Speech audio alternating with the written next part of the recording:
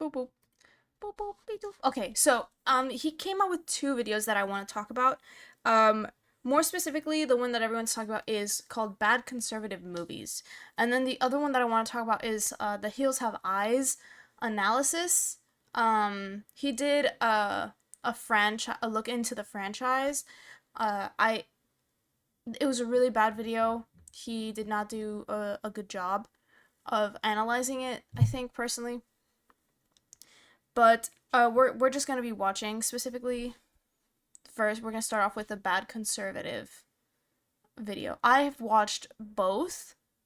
I've watched the full video for The Hills Have Eyes before, because I know he mentions it, like, oh, I'm gonna talk about it in the Bad Conservative video. So what I'm gonna do is I'm gonna watch the Bad Conservative video first, and then once he gets to the Hills Have Eyes video, like when he starts talking about it, then I'll mention it briefly. I don't know if we'll have time to go through the whole thing because these videos are like long. Guys, they're long. Let me get my charger because I have my chat on my phone here. There you go. All right, let me bring this up real quick. Yoink. Boop, boop, beep, doop. Okay, here we go. Game. Boop, boop, boop, boop, boop. Media player.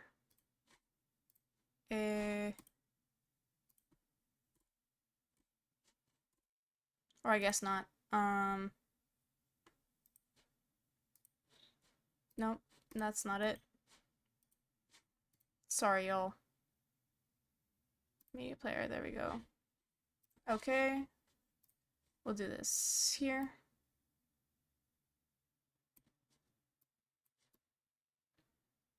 Bink.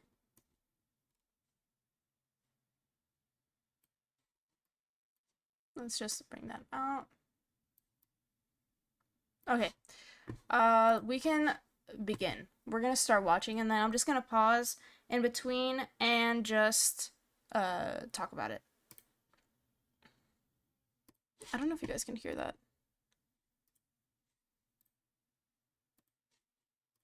Let me see. There you go.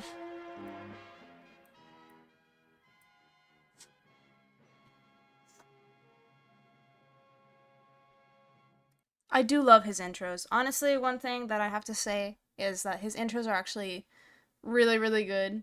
I love the way he formats them. They're amazing. And that is very loud in my headphones. You know perfectly well what I'm talking about. And if you wish to stay here under my jurisdiction, you will toe the line as I see fit, for your sake as well as mine. You have a very evil mind, Aunt Phoebe.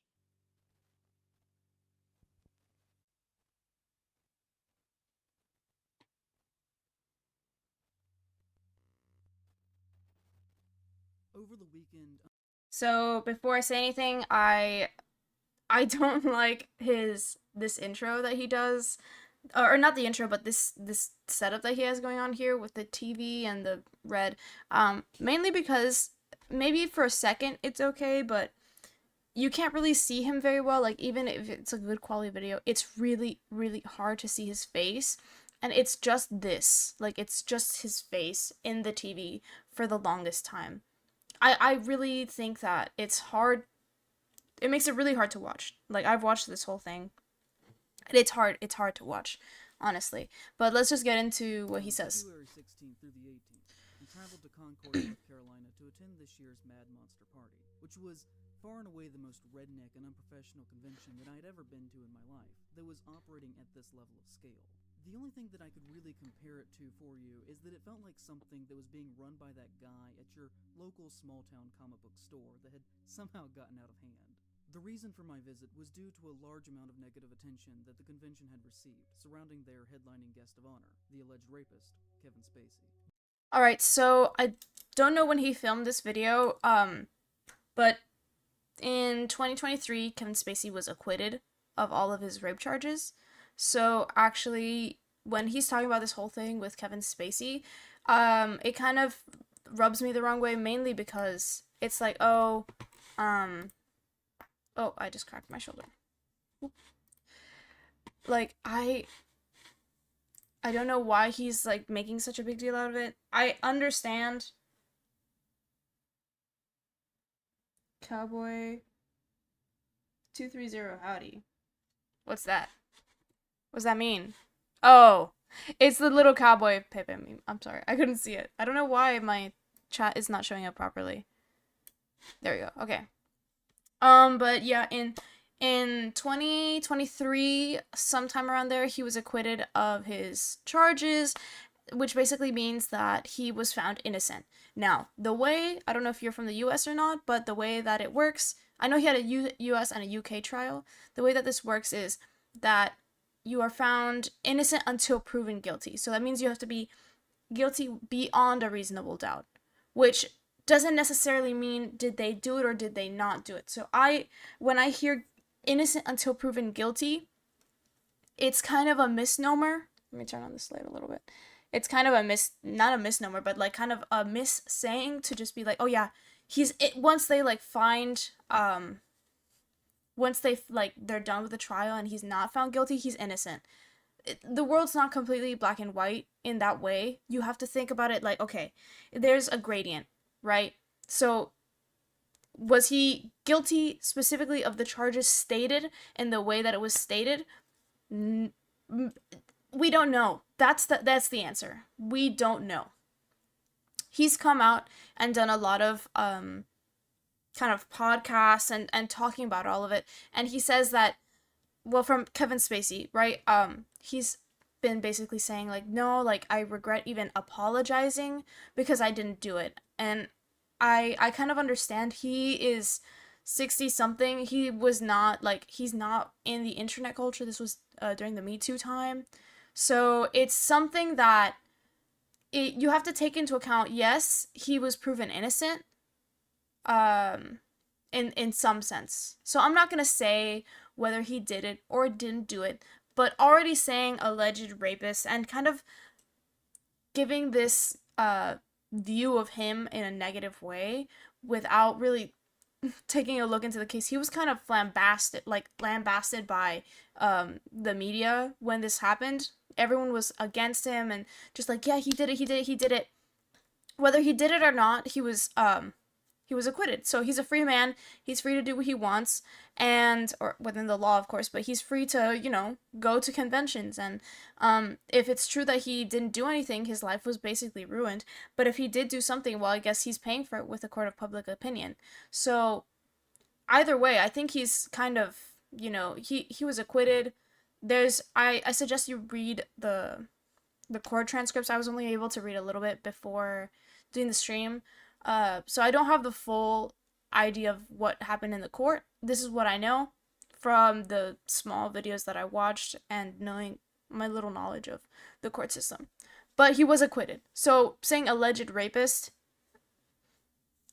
that's no longer an alleged thing. It's, kind of been seen through. And he had 2 court cases and all 14 sexual assault cases were dismissed.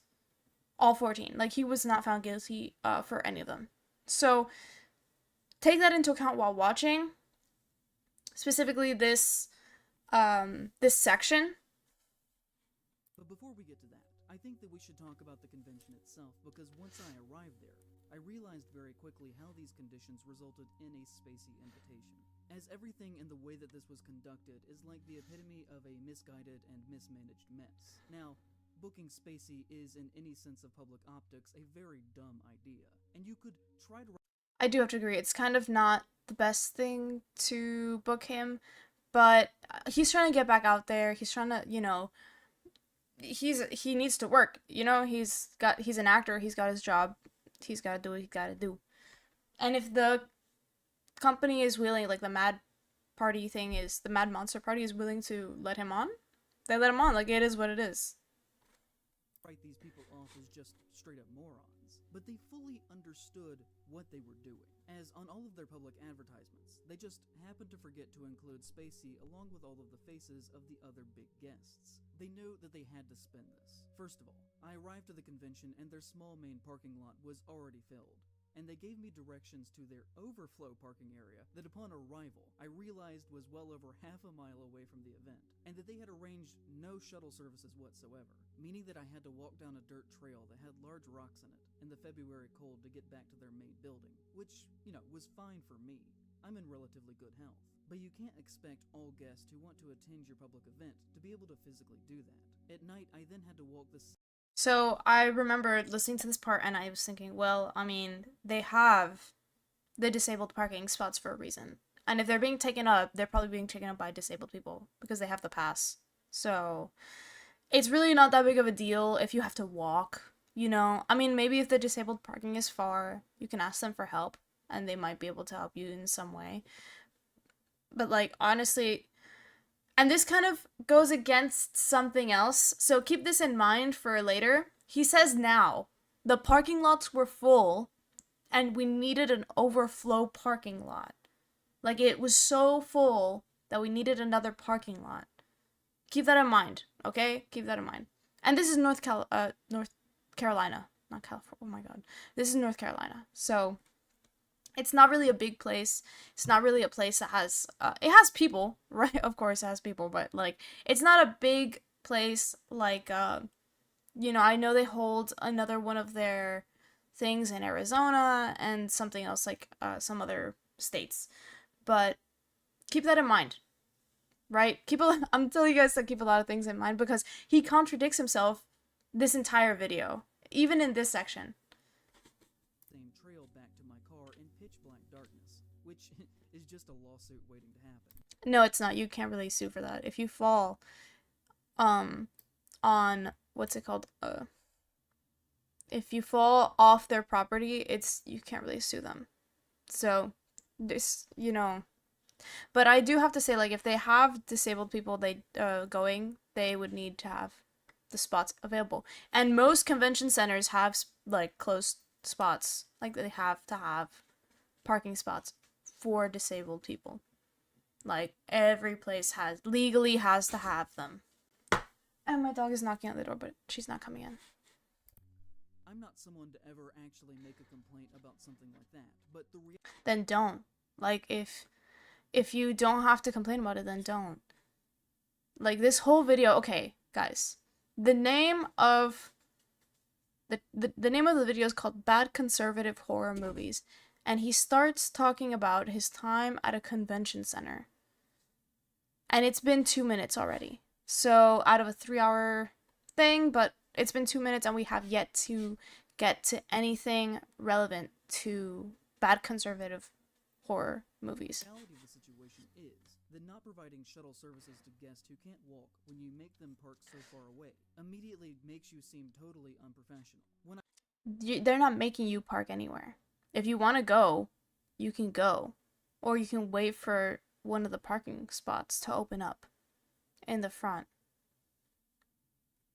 They're not making you do anything. I mean, it's inconvenient, yeah, but they're not making you. I finally got inside to purchase a weekend ticket at the front desk. They tried to put a paper wristband on me. I tried to clarify saying that I didn't want a day pass, I wanted the weekend pass. And they said that was the weekend pass. I asked if they didn't have any security badges, which are the norm for essentially any con of this size, and they said no.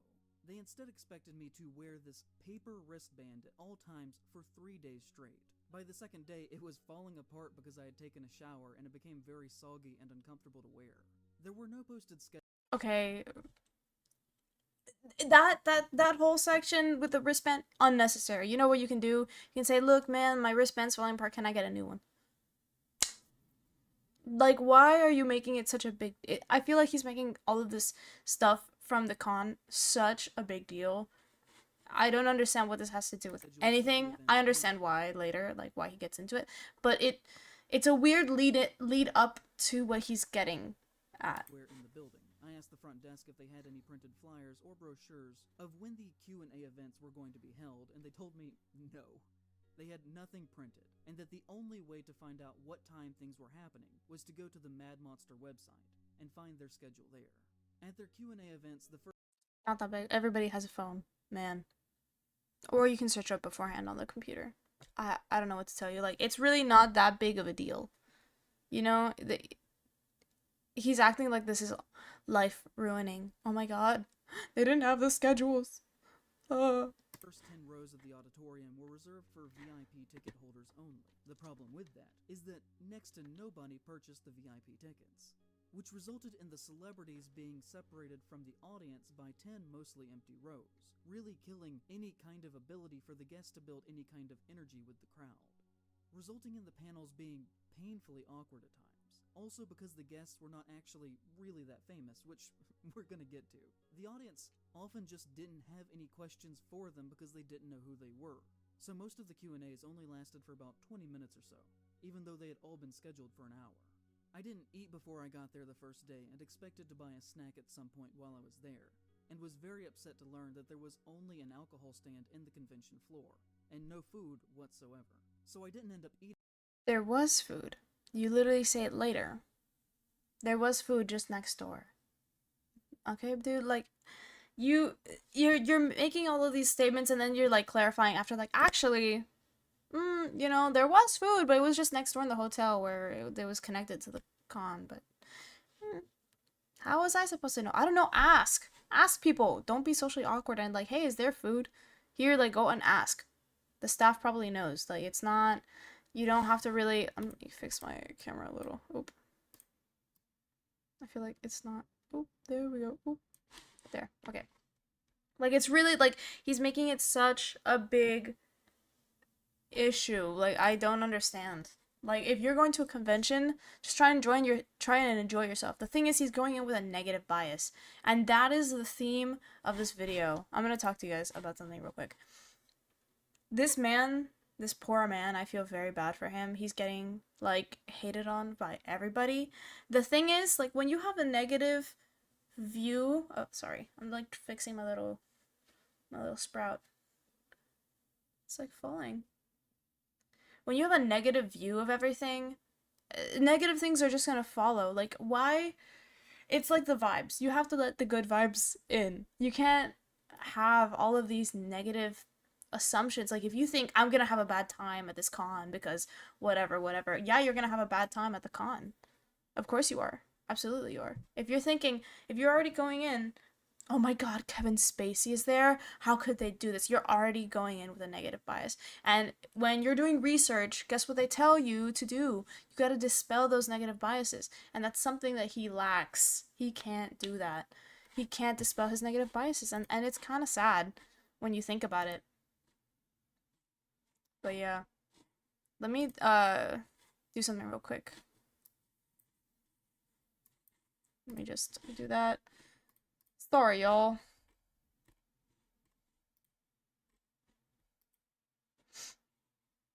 But yeah, like, I think, like, because he has all these negative biases, it's making it really difficult for him to see these things with a different mindset. And that's sad.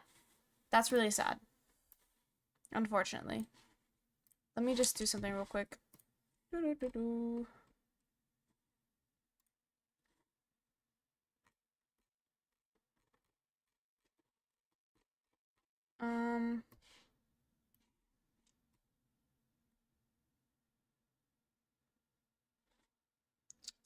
Bam. Shit, hold on. Hold on, y'all. I'm gonna fix something with my audio. I don't know why my headphones are not being nice to me today.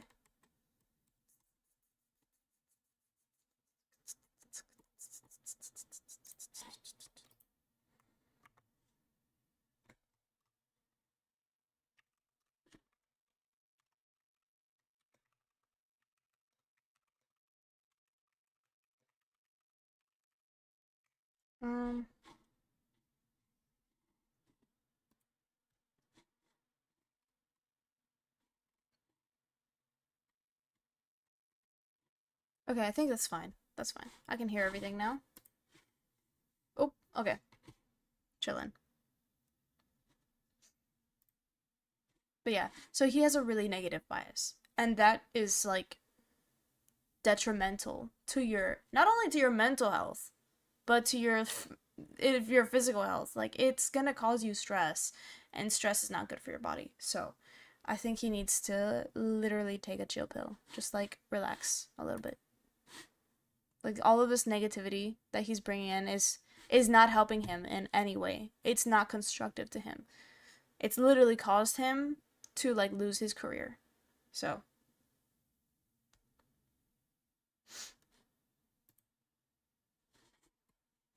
let's keep going. Until about 10 p.m. later that night. The next day, I did actually learn that there was a food area for the con set up in the lobby of the hotel next to the convention center, but there were no signs telling you of this, and it was very much hidden. Luckily, the first night after having a late dinner, I could relax in the indoor pool that my hotel was advertised as having, which was just magnificent. Although, I guess You really didn't have to add that. Like, okay, it's broken. That's not the convention's fault, that's the hotel's fault. They're fixing it. Like, wow, okay. You can go into the pool. Chillax, bro. It's not that big of a deal. And it doesn't have a place. The thing is, like, I'm saying this because it doesn't have a place in this video. It doesn't have, like, it doesn't fit. You're not getting to the point yet, and we're already almost 5 minutes in. I can't blame that on Mad Monster. Now, okay, first off, the argument should be made that even if the past 10 years of his life had not happened, should Kevin Spacey himself be the headlining guest at a horror convention in the first place? Most people, if you ask them what horror movies Spacey had been in, would probably space on an answer. Which that answer being that he has been in exactly So one funny. horror film. 7. Okay. Which was the primary visual theme of the convention, as they really emphasized that they had gotten Spacey as a guest by having all of the staff at the convention being marked by having these bright red shirts on them that read, "What's in the box?" The photo op Oh my gosh. You have someone who was in a horror movie headlining. Oh my gosh. Oh my gosh. Wow. Like, oh, okay. I don't understand his point. Yes, he was in a horror movie, so he could be a headliner. It's fine. If he did a good job, doesn't matter how many movies you were in. You know? Like, it's the one that they could get. Like, big whoop, you know? Like, just don't go. If you don't want to see Kevin Spacey, don't go. Don't support it. But you went and you paid for your ticket to go and support this convention. So, with him were a staged event with a desert backdrop, where you could get on your knees in front of Kevin Spacey, with your head through a hole that they had cut in a cardboard box that he was holding. You can't actually make that up. People were lined up for hours over the course of 3 days to pay Kevin Spacey, whose assets are estimated to be worth in between $16 and $20 million, $300 each to get on their knees in front of him. After the announcement, yeah, bro, it's a photo op, man. What? Like, why do you have to make it so, like, icky? You don't have to make it so icky, bro. It's like, they were on their knees in front of him. Okay. It's a prop photo.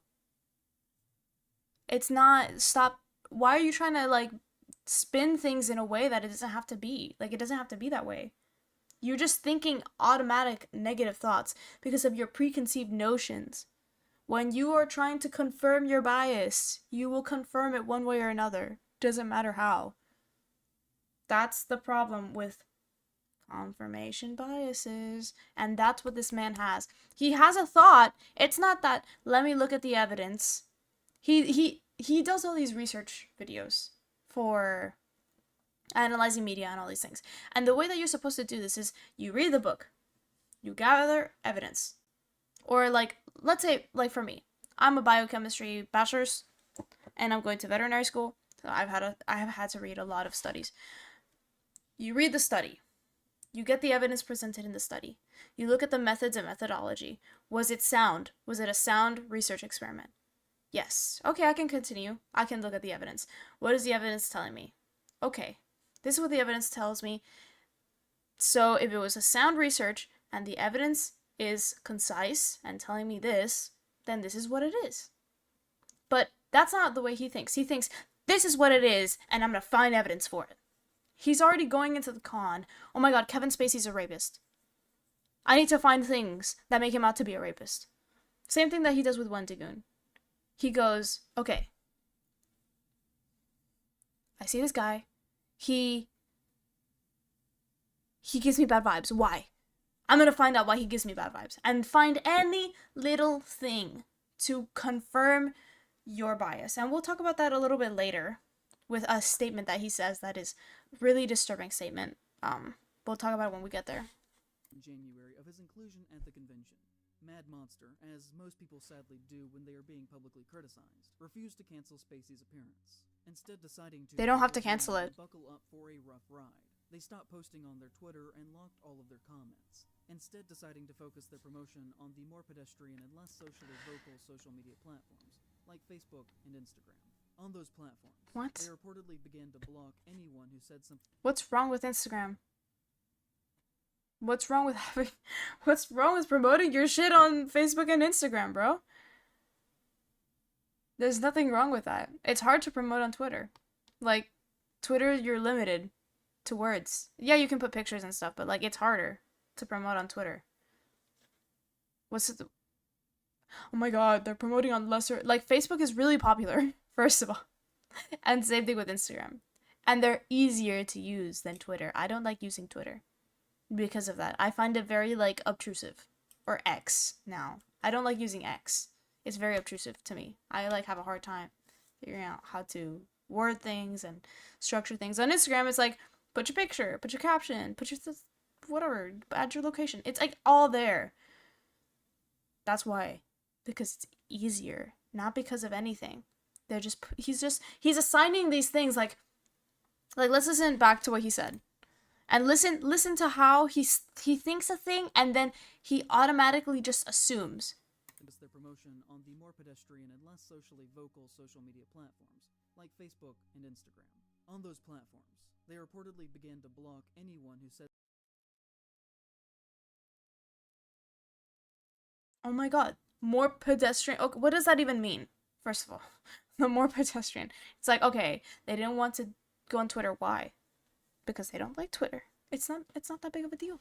You're overthinking things, man. And everyone at the convention, except for you, had a good time. That's me assuming.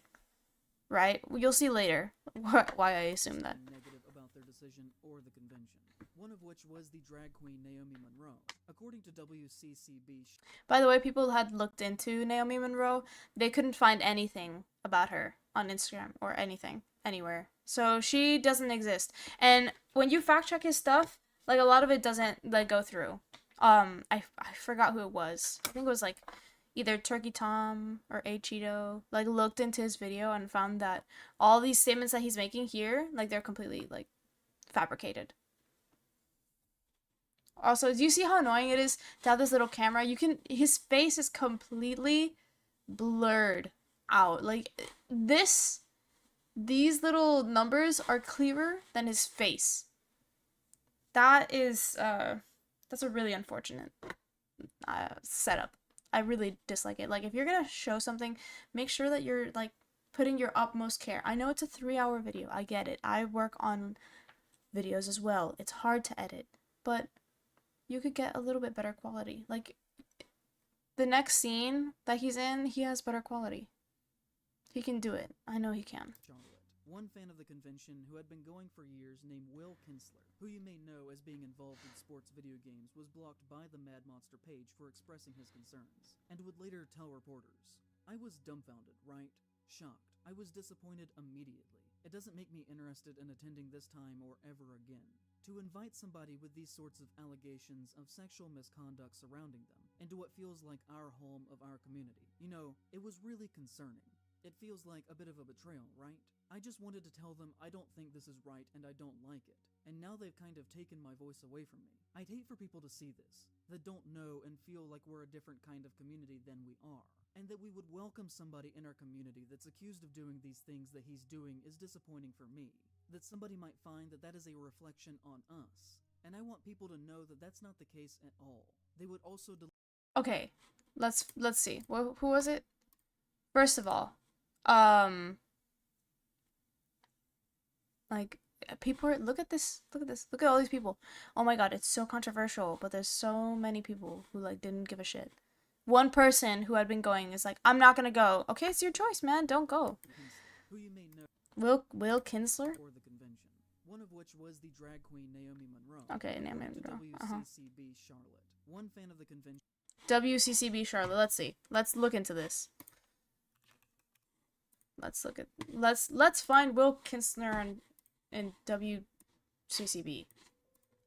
WCCB. B. What is it? Mad Monster Party. Let's look into it. Controversial. Here we go. February 17th, 2024. Let's read this article.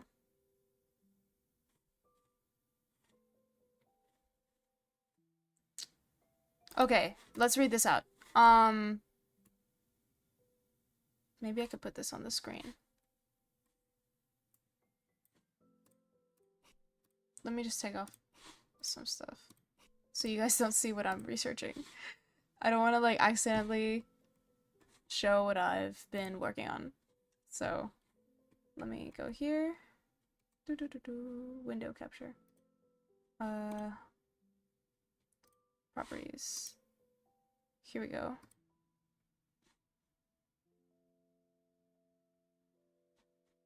That's not actually. Boop. Okay, I'm just gonna read it out, y'all. I'm gonna read it out. Okay. What I'll do is I'll add the link in the thingy. So if you guys want to read, y'all can read.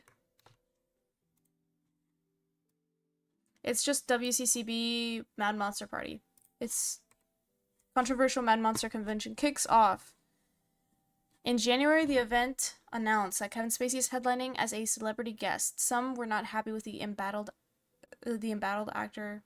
Some were not happy the embattled actor would be there. WCCB did not see any protesters at the event on Friday, but attendees said that they were weary of his presence there. I'm in here, and if I see him, I'll be very glad to see him, but at the same time, I understand the allegations against him, one person said. Mad Monster is an amazing thing that I am glad at, and whether or not he's here doesn't stop how awesome the convention is. So, alright, cool. And that's literally it. Let me watch the video. Maybe there's something in the video that I'm missing. The popular local horror convention and Mad Monster Party is underway in Concord, but not without controversy. We reported to you in January that the event announced that Kevin Spacey is headlining as a celebrity guest there. Some were not happy the embattled actor would be there. WCCB Charlotte didn't see any protesters for this event's first day, but attendees tell us they are wary of his presence there. I'm in here, and if I see him, I will be very happy to see him. But at the same time, I understand the allegations against him, and that's kind of weird.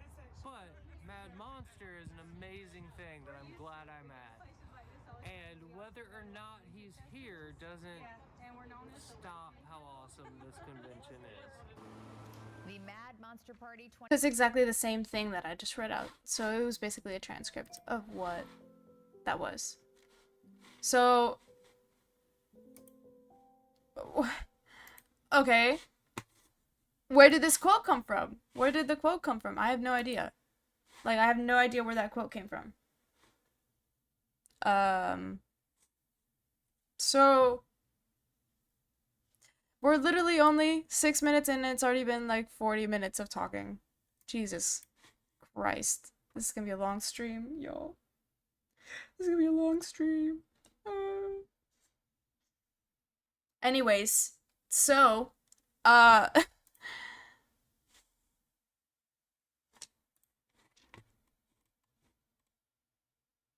okay. Jesus Christ. Okay, I was wondering if there was some, I don't know why, I was kind of hearing a little bit of echo, and I think it's because I had my thing open so I can get the chat. Okay, so let's keep going. Who had been going for years named Will Kinsler, who you may know as being involved with sports video games, was blocked by the Mad Monster page for expressing his concerns, and would later tell reporters, "I was dumbfounded, right? Shocked. I was disappointed immediately. It doesn't make me So we don't know where that quote is one from. major convention manager of a different event, who will go unnamed here, criticized their decision by saying, "As convention organizers, it's so important." It's unnamed. It doesn't matter. We don't believe you. Okay, dude, like, if it's unnamed, if it's an unnamed person, even the people you named, it's impossible to find their info. Like the thing that the website you showed has nothing of what you said. Like the quote wasn't there. This is why when you present information, you need to give your sources. Okay, buddy? You have to put your sources in, even within the video. Here's the thing, because like, look, this video has been taken down. I can't go back to see the description to see if he even put his sources there. So now I don't know if it existed or not. But from what I'm seeing, there's no sources. That's why you have to source within your video. Like, the description is not enough. You gotta source in your video, man. Important that we look at the big picture. People watch us. They watch what we're doing and who we put our dollar behind. Hiring on performers and celebrities is an endorsement, not just of them, but of what they've done. No, it's not. Hiring performers is hiring the performer. You're not endorsing specifically their beliefs.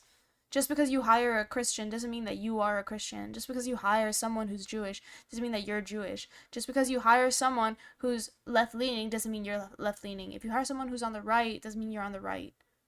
You can hire people you disagree with.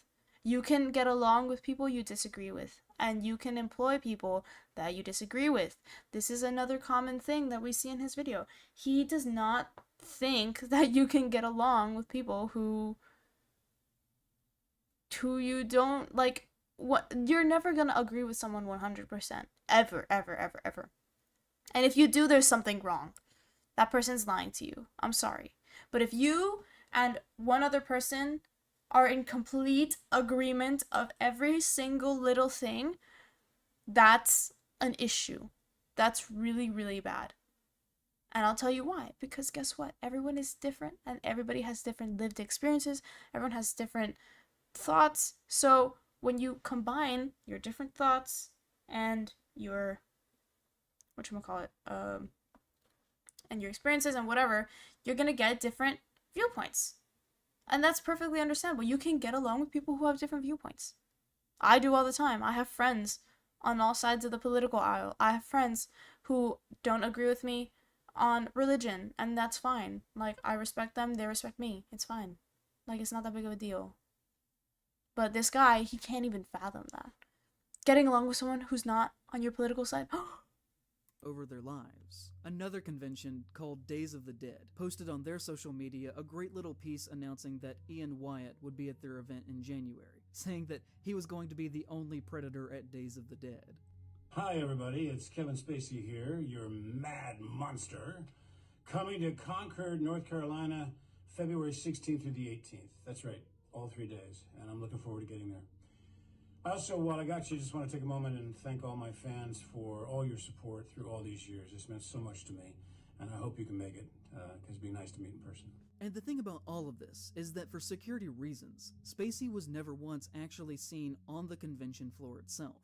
He did not have a table, he did not take selfies, he did not do a Q&A. It was like he wasn't even there. They just had him locked in the back like he was the fucking Wizard of Oz. For stage... Okay. So then, so if you think he's a threat and he's locked away, good for you. You're not gonna get assaulted. Even though he wouldn't, though. The convention said that he was great and that he had a great time with everybody there. So it doesn't matter. It's not a big whoop. He makes such a big deal out of every little thing, man. Photographs, because anything else could have exposed him to uncomfortable questions. And to that, I just gotta ask, if he isn't even going to be participating in the convention itself, why ruin your own reputation and name by having him there? Why choose to die on this hill? Because despite him not physically being seen, just him being in the building for 3 days lingered over the event like a haunting spirit. The vibes of this place were... No, bro, the vibes of you, your vibes were off, not the convention. They had an overflow parking spot, which means that there were a lot of people there. It's a huge convention in North Carolina, of all places. Like, come on, dude.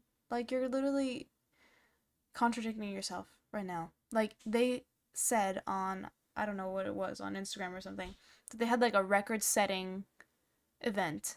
Like, it was like the most amount of people that had ever gone. Maybe it's just a big convention center. Maybe they just didn't have a lot of vendors. Were truly awful. Because they booked him, it resulted in many reputable vendors or guests refusing to even show up, by either not booking the convention or canceling their reservation. And this...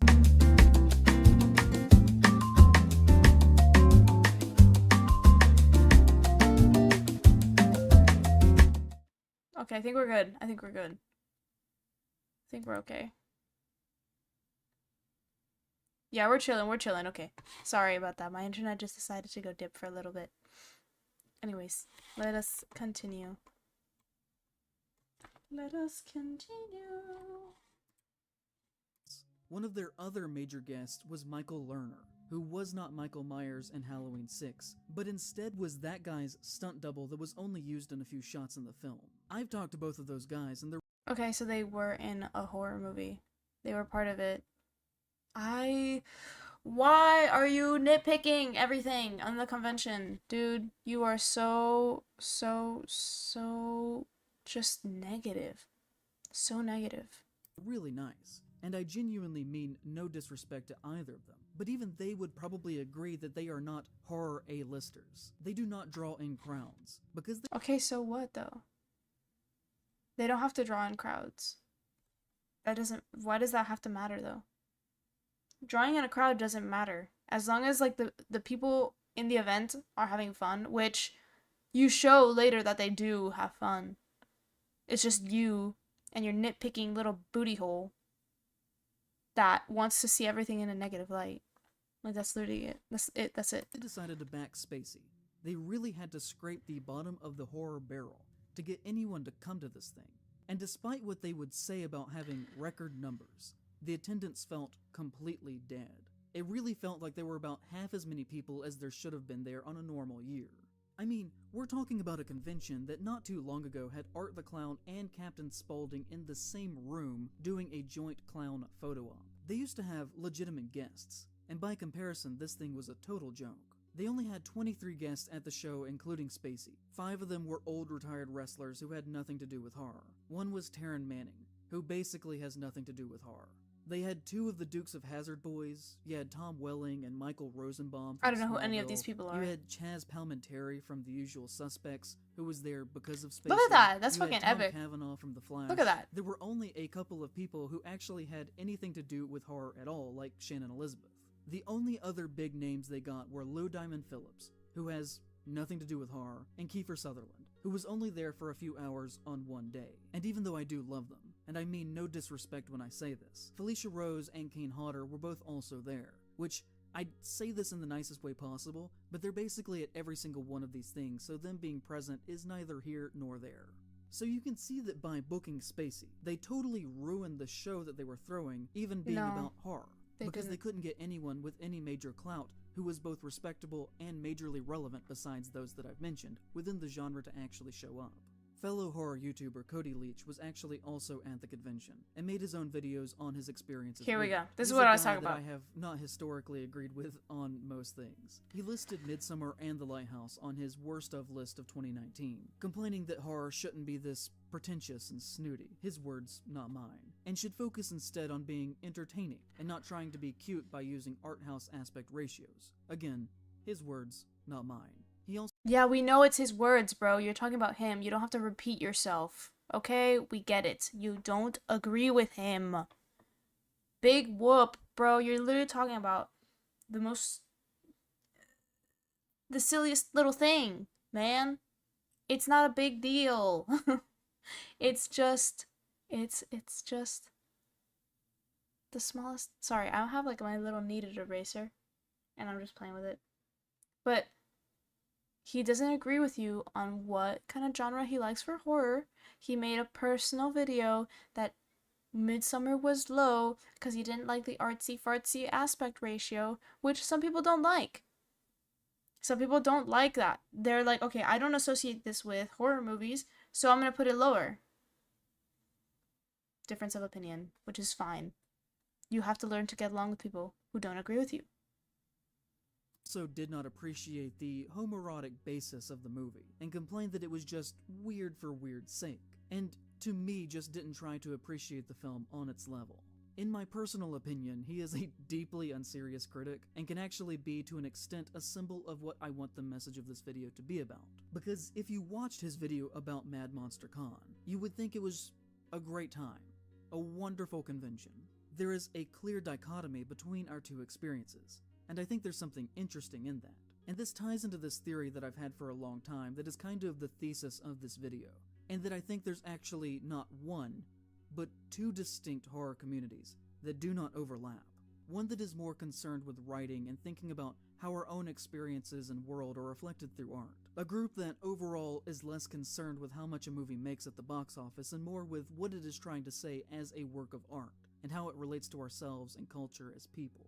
And then you have another that is more conservative and traditionally capital A American, and is based more in basic consumerism, and viewing movies strictly as entertainment and nothing else. A group that often gets angry at the very notion of subtext existing within a work of fiction, and views art not as a means to express what it means to exist, but instead that sees the value of creation just within the context of how fun an experience that product is. And product is the right word here, as this side of horror... Okay. We're gonna go back to this because he's talking a lot, as he always does, but what he's basically saying in a nutshell is that there's two types of people within the horror community. There's people who like to dig deep into the subtext and like to watch it and analyze it, which is what he does, right? And technically what the other guy does too. And then there's the other category who view it as a product, the more conservative side. Also, just because someone doesn't agree with you doesn't make them a conservative. Okay, buddy? Like, you can view the horror genre just as entertainment and just have an enjoyable movie that doesn't have to say anything specifically. And we'll kind of talk about that once he gets into the Hills Have Eyes, because he does the same thing. He overanalyzes things to a fault, and this is a big issue with video essayists. They try to find meaning in everything, but like a hidden subtext, which it's hard not to do that, but it's also not always the best route.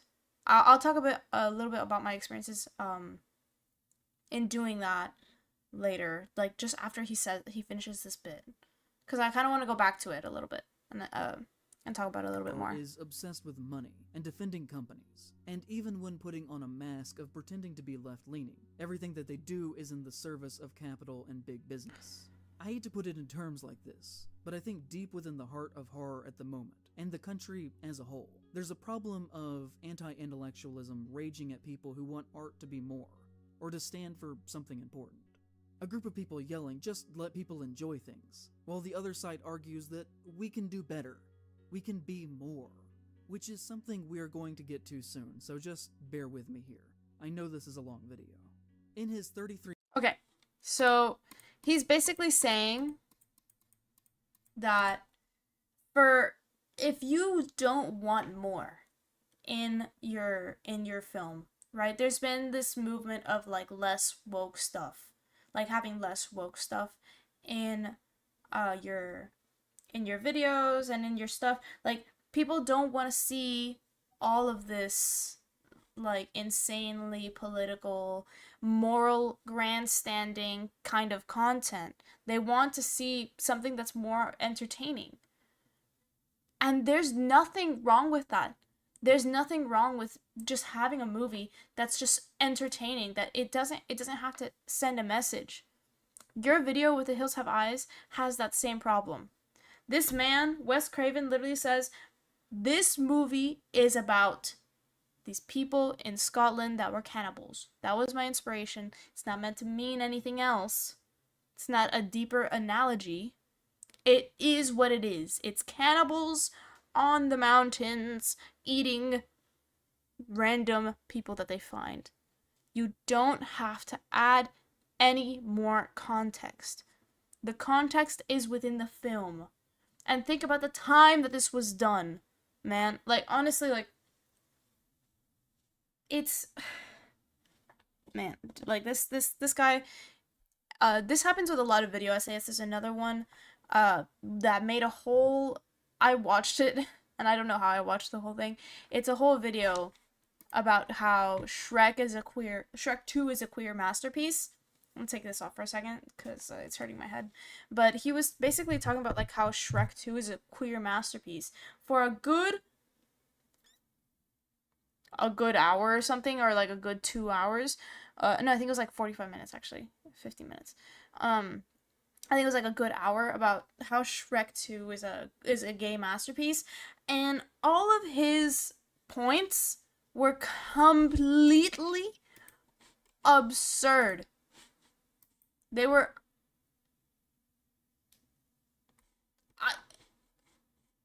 like, there was one point where what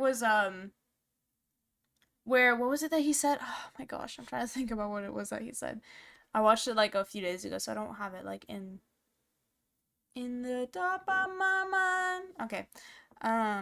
But it was basically, like, that Shrek 1 is about being trans. I'm like, excuse me, what? And he said, that's just what it is. Accept it. Grow up. I'm like, can you please explain? How is Shrek 1, of all things, trans? How? Please explain to me. Like, it could be, but I don't think it is. I don't think it is. I think it's something else. I think it's about class and making fun of Disney. I don't think it's that deep. I don't think it's about being trans. Gay marriage wasn't even legal when that thing when Shrek 1 came out. And then Shrek 2, I don't even think Shrek 2 came out when gay marriage was legal. So that wasn't like a big thing in media. That wasn't a thing in media really at the time. So when you have, like, you have this guy saying, like, Shrek and Fiona are, like, breaking the heteronormative, what's it called? The heteronormative standards. I'm like, bro, they're man and woman in a straight relationship. Man and woman. Listen to me. That's a man and a woman in a straight relationship. It's not gay. If anything, if you can take anything from Shrek 2, it's about class. It's about class struggle. It's more akin to, think about it this way. Shrek is poor. You're poor. You're broke. He's poor. Right? Fiona is a princess. She came from riches, money, and now her parents are disappointed because Fiona didn't follow in their footsteps and marry rich. She married an ogre who lives in a swamp. At least he has his own property, to be honest. Like, it's more than most people can say nowadays. But that's my point. Like, you're reading too much into things. And this guy is doing the same thing. He's reading... I have to burp. He's reading way too much into these things. Like, just because someone says, I don't like the artsy-fartsy aspect ratio of Midsummer, or I don't like the artsy-fartsy style, some people just don't like it, man. They just don't vibe with it. Like, it's just not their thing, and they cannot like it. That's why there's, like, different kinds of movies for different kinds of people. I don't like action films. I don't like action films. I'm not a big rom-com person. I don't like those. I like sappy animes. Right? That's my vibe. I like sappy romance animes. Not rom-coms, romance, drama,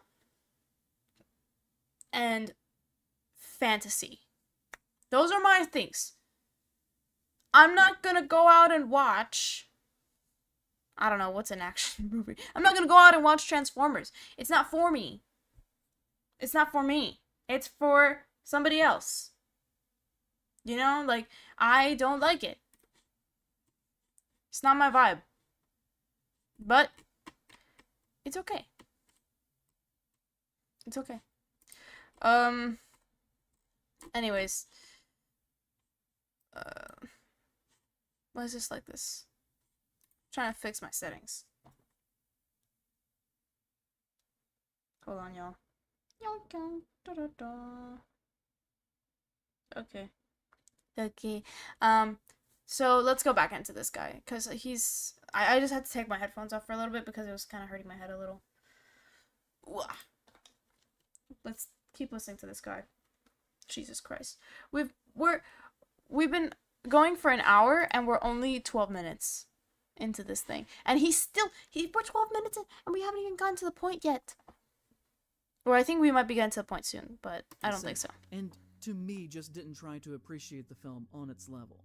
In my personal opinion, he is a deeply unserious critic, and can actually be, to an extent, a symbol of what I want the message of this video to be about. Because if you watched his video about Mad Monster Con, you would think it was a great time. Because he had a good time, bro. He had a good time. He enjoyed himself. Not everybody has to be stuck up and, like, freaking so deep into the situation that you have to, like, you don't have to overthink everything, guy. Not everything has a deeper meaning. He said he enjoyed it. He enjoyed it because he went there expecting, having normal expectations and enjoying it. That's it. That's it. Wonderful convention. There is a clear dichotomy between our two experiences, and I think there's something interesting in that. And Yeah, this me ties too. into this theory that I've had for a long time that is kind of the thesis of this video, and that I think there's actually not one, but two distinct horror communities that do not overlap. One that is more concerned with writing and thinking about how our own experiences and world are reflected through art. A group that overall is less concerned with how much a movie makes at the box office and more with what it is trying to say as a work of art, and how it relates to ourselves and culture as people. And then you have another that is more conservative and traditionally capital A American, and is based more— Bro, why does it have to be two? Why does it have to be two? It doesn't have to be there's one of this and then one of the other. It's not black and white. That's what I wanted to talk. It's like, it's not a black and white situation where you have to sit there and be like, yeah, okay, we have this one guy and yeah, he just cares about the money. And me, I care about me. I care about art. I care about the deeper meaning. I care that, like, I'm artsy. I care about the meanings that I find in things. So I'm a better person because I like to look at the deeper subtext. He's like making this like situation where he's like, I'm better than you because I like the art. I look into the meaning of things. That doesn't make you better or worse than anybody else, my dude. And I know he's not gonna watch this. Like, probably most people are not gonna watch this, but there's not two kinds of people. There's like, gender's on a spectrum, but people are not. Like, come on, if gender's on a spectrum, then you can have a spectrum of people who like horror. Like, I like horror video games, but I like a certain kind of horror video games. I don't like certain kinds of things because they freak me out too much. I don't like horror things that have to do with, like, facial, like, distortions. Like, that kind of messes with me. I can't watch those films. I don't like those films. And I don't like films that are, like, I personally like the artsy-fartsy films. I like reading into the deeper meaning. But not everybody does. And sometimes you just want to watch. Turn off your brain. Get a little bit scared. Like, what deeper meaning is there in the FNAF horror movie? Tell me. Tell me, mister. What deeper meaning can there be in the FNAF horror movie? Please enlighten me. Sir, I would like to know. There's not. There's not a deeper meaning. And guess what? Guess what? It's fine. It's fine. It doesn't matter. It was still an enjoyable movie. I don't watch that many horror movies, so I can't really say other ones. Like, honestly, like, I'm really bad at what's it called? I don't like watching horror movies. I get really scared. Like, okay. The one I think I kind of like traumatized myself because I watched like The Human Centipede when I was a kid. I definitely don't suggest doing that. Like that was really fucked up. That was a terrible thing for me to have done as a child. But if you're watching a horror movie and you enjoy the genre, like, good for you. I watched Gerald's Game. Is that what it's called? I don't know. It's called something like Gerald's Game or something. And that movie, I enjoyed it. It was not like jump scary. There was like one jump scare, but it was very psychological, very psychological thriller kind of. Not thriller, but it was a psychological horror movie. I like those. There was no deeper meaning. It was just her. Like, the story was there. You have the story, and it presents to you the plot, and the plot is what it is. And there's nothing wrong with that. You can just have a plot, a good plot. Like, what deeper meaning is there in Coraline? Let me know. I know there is some.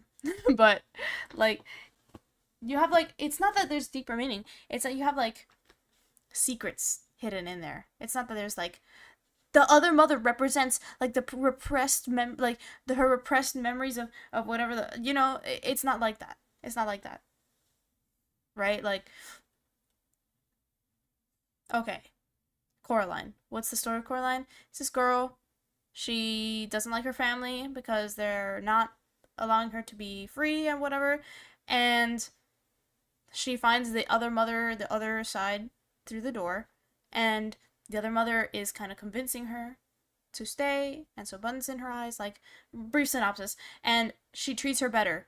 But, like, it's manipulative, right? So maybe you can talk about, like, the manipulation aspect of how she was manipulated, but there's no subtext in there being like, this is talking about feminism, or, like, maybe you can talk about abuse, maybe abuse subtext, but it's, like, really not that deep, though. I haven't read the book, so I don't know. But it's not that deep. And he makes it so deep. Like Coraline is a piece of art. You can analyze it through an artistic lens with the way that it was filmed, with the production value. Like, that's what I care about. I don't care about subtext. I like things that have really good production value, that take a lot of time to make and are well thought out, like the world is fleshed out. Like, you can like things like that and not want a political message in it. What you want everything around you to be political, and that's not the way it is, dude. It doesn't have to be that way. Some people don't want that. I don't want that. I don't like politics. I get enough of it already. I don't want to see it in my movies. I go to watch movies to leave the realm of my world of politics. If it's fantasy politics where it's like, Saruman turned evil. Ooh, googly boogly. Like, that's cool. Because that has nothing to do with me. It has nothing to do with my reality. I don't want reminders of my reality. I want to leave to a different reality. That's the point. That's the point. Please understand, sir.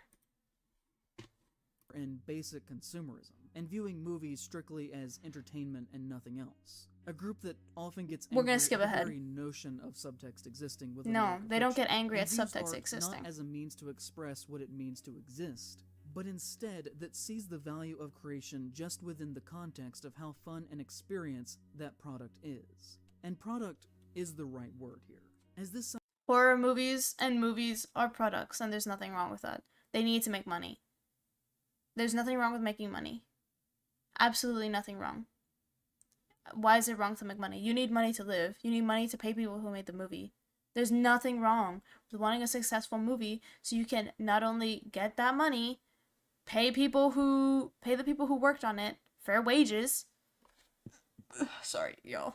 I ate fish and chips and now my tummy's kind of grumbly. Like, there's nothing wrong with making... Why are you demonizing making money? There's nothing wrong with that. It's okay to want to make money. Now, some corporations do it in really nasty and unfair ways, which devastate society. That's one thing. Okay, we can talk about that. But making money is not a bad thing. Side of horror is obsessed with money and defending companies, and even when putting on a mask of Depends on the pretending to be company. left-leaning, everything that they do is in the service of capital and big business. I hate to put it in terms like this, but I think deep within the heart of horror at the moment, and the country as a whole, there's a problem of anti-intellectualism raging at people who want art to be more, or to stand for something important. A group of people yelling, just let people enjoy things. Yeah. While the other side Let argues people that enjoy. we can do better. We can be more. Which is something we're going to get to soon, so just bear You can want to be more while also just enjoying things. You can want a good horror movie that has a good plot, has a good story, has a good production value, and also has nothing to do with politics. You can have both. You can maybe have like a moral story to it, but it doesn't have to be with politics. with me here. I know this is a long video. In his 33 minutes of talking about the convention and everything that happened around it, Leach fails to mention Kevin Spacey outside of a single joke about the situation over 20 minutes into the video. Because he was acquitted and it's not a big deal. I don't want to talk about that anymore. Like, he was acquitted. It's really like big whoop situation. It doesn't matter. Kiefer Sutherland was outside in the actual hallway with his own isolated room. That's that star power right there. The only other person that had that was Kevin Spacey. He was on a different floor for completely different reasons. But not only that, if we look at this footage that I shot compared to the footage that he shot, you can see that he has clearly framed his angle standing roughly at the exact same spot I would. Not only that, if we look at this footage that I shot compared to the footage that he shot, you can see that he has clearly framed his angle standing roughly at the exact same spot I was, so as to not show the giant Kevin Spacey banner hanging over the lobby. At another point, he includes a table with some photographs of Spacey near the very end. Because he wasn't thinking about it. It's not so freaking deep. He wasn't thinking about it. He didn't think like, I have to show this poster of Kevin Spacey. Oh, no. Nobody freaking cared, man, But other than you. You're the only person that He had cared. been there based on his video. And you know, I think that people who are in my line of work have a certain level of responsibility to appropriately cover the things that we choose to talk about. So in my opinion, making He talked about his experience. He talked about his experience in the con. You can talk about your experience. And they can be different. And that's okay. If he didn't care that Kevin Spacey was there because he didn't see him and there was not that much of a mention of him, that's okay. It's not a big deal. If you didn't like that he was there, you can talk about it. But why are you writing this man's freaking opinion to the dirt just because he didn't talk about Kevin Spacey? The guy was acquitted. Doesn't matter anymore. Jesus Christ, he keeps holding on to this. A glowing half-hour-long video about how cool Mad Monster is in the wake of them trying to publicly rehabilitate Spacey's image into a right-wing personality at a convention held in the South, which happened within weeks after he appeared on Tucker Carlson's show, is not a very responsible use of your platform. And, you know, he did have his complaints about the convention, including talking about the outrageous parking situation in the footage where he actually walks pretty close to my car. He talked about the layout of the convention being not very professional, about the lines being disorderly, but never once does he have a single word of criticism about Mad Monster as an organization for their attempted rehabilitation of Kevin Spacey as a public figure. Because okay, it's fine, dude. Like, he was acquitted for his charges, so it doesn't freaking matter. Okay. Like, you're harping on the same thing. 15 minutes in, and we have yet to even talk about bad conservative horror movies. We have 15 minutes in, and we're not... He said, my thesis for the video is that there's two kinds of people in horror. Then change the title of the movie. Of the fucking... It's basically a movie at this point. Change the title of the video. The horror community is fucked. There's a new title. Like... The horror community is broken. Two great titles right there that you could have used. Of course, you can't use the F word in your title, but you could replace it. The horror community is broken. Boom. Solved. I fixed your title thing. You're bringing in people thinking you're going to talk about bad conservative horror movies, but then you're talking about a convention for 15 minutes and how Kevin Spacey was there and they're trying to rehabilitate his image. What does it matter? It doesn't. Or the fact that he is not within the greatly context of profiting your off his title. appearance from people who are probably struggling, and honestly, probably can't, or at least shouldn't, afford the $300 fee. They can do whatever they want with their money. It's their money. If they can't afford it, it doesn't matter. He goes on to say that he looks forward to going to Mad Monster Con again next year. Yeah. But even if you look at some of his footage within his own video, you can just see how dead this place was. Most of my footage was taken from the busiest times of the day, but the majority of the con before noon and after 2 p.m. just felt totally empty. And the depressing visuals that he's showing in his video do not match with his glowing review. I don't want to make presumptions about Leach. I had the opportunity to talk with him that day. I saw him walking around a few times, but decided against it. So, we've never actually met. But in his video, there are a couple of red flags that really scream out at me. Shannon Elizabeth, one of the objects of my youth. If you like really crass comedies from the 2000s before everything got all sensitive, definitely check out Sorority Boys. So to me, he is one and the same with Mad Monster, both spinning content for money while ignoring the potential harm that the event. He is one and the same with Mad Monster. You're lumping in an individual with a company after. You can't do that. First of all, Leach, this guy, this YouTuber, is bringing his own opinion about the thing. It's not his. You're making money off of it too.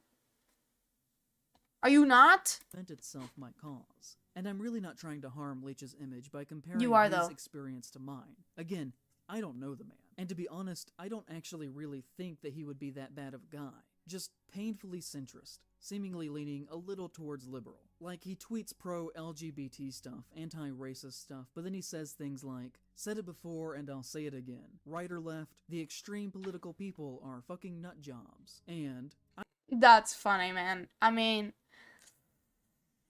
oh, you're kind of telling on yourself right now. I tried to avoid bringing anything like that up in a review, and I despise a review being a political statement disguised as a review. My opinion comes from speaking one sentence on abortion and Black Christmas and getting hate for weeks. Sometimes you have to choose your battles, right? Leach does not want to talk about it. Because as you can see, he mentioned one thing. Maybe he didn't even talk about his opinion. Maybe he just mentioned it, and he got hate. Which is understandable. Abortion is a hot topic. I don't even want to talk about it either. Like, talking about some things, like, I don't want to bring politics into my analysis. Ever. Because it's hard to draw the line, especially when I'm bringing in my own opinion. You kind of get clouded by your own thoughts sometimes, and I think that's what's happening to him. So you have to review what you're talking about. Like, okay, am I biased right now? What is my bias? I have to state my bias in my video. Okay, if I'm talking about this, if I'm talking about religion, I am coming at it from the point of view from a non-religious person. What bias does that entail? So he just doesn't even want to have the opportunity for people to just take his bias in the wrong way. I hope that makes sense. But sometimes you just don't want to put yourself out to that scrutiny, and that's fine. Sometimes you just want to keep your political opinion to yourself. And that's fine. Your political opinion does not have to be your identity. I despise a review being a political statement. And I have no clue why politics has to work its way. He literally skipped the part where it said that because he got hate. He tried, he got hate, and he said no thank you.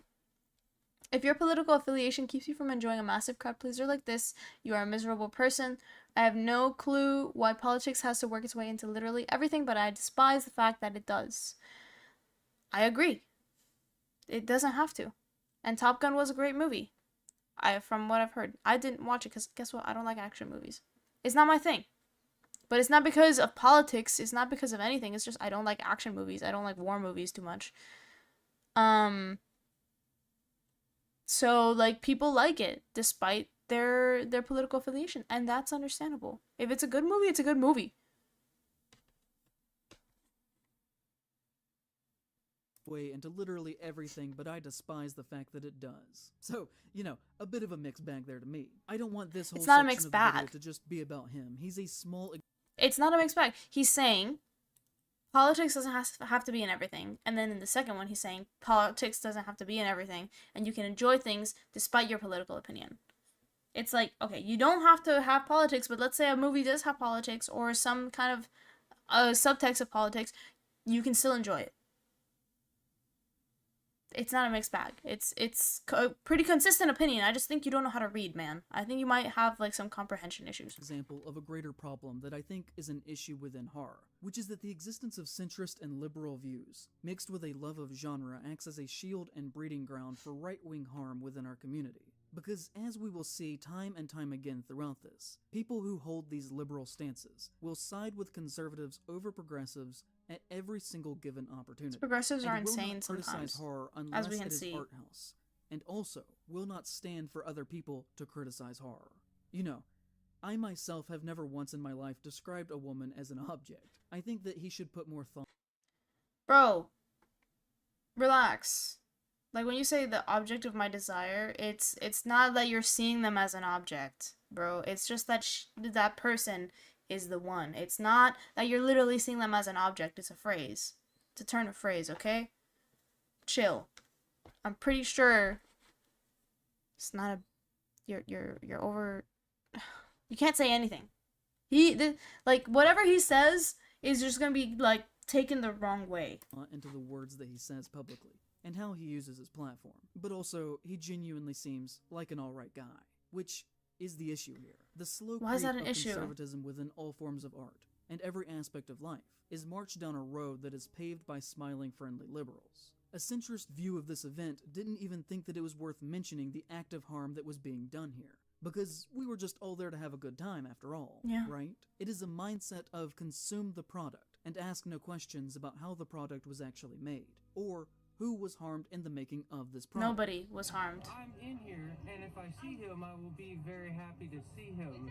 But at the same time, I understand the allegations against him, and it's kind of weird. But Mad Monster is an amazing thing that I'm glad I'm at.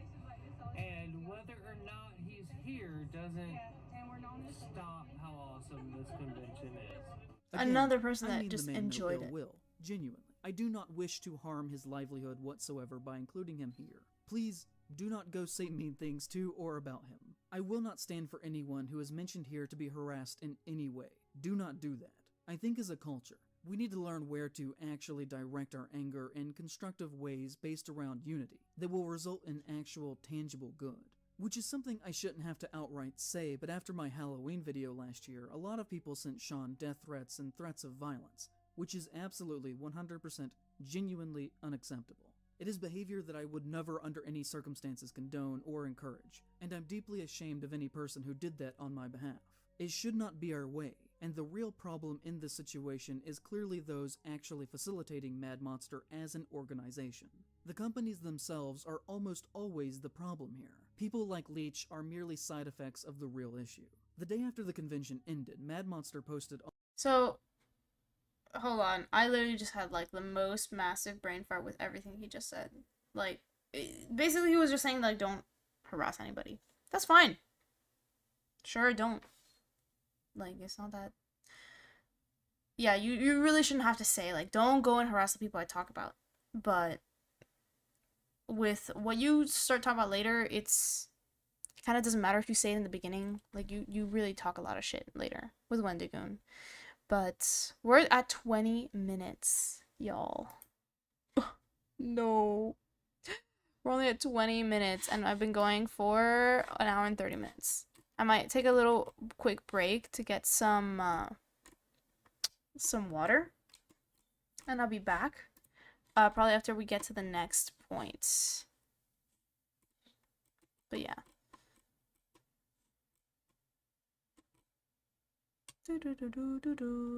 Okay. Yeah, I might get some water in a second. Let's just keep going for a little bit. on their Facebook. Thank you all who joined us for a record-setting show. Your support always means a lot, but this time it really hit home. The overwhelming amount of you that took the time to express your love and appreciation made this easily our favorite party that we've ever hosted. We will continue to throw Mad Monster Party for you, not for random autograph collectors on the sidelines, basing their attendance on the current guest lineup, not for hypocritical virtue-signaling keyboard warriors, many of which still showed up.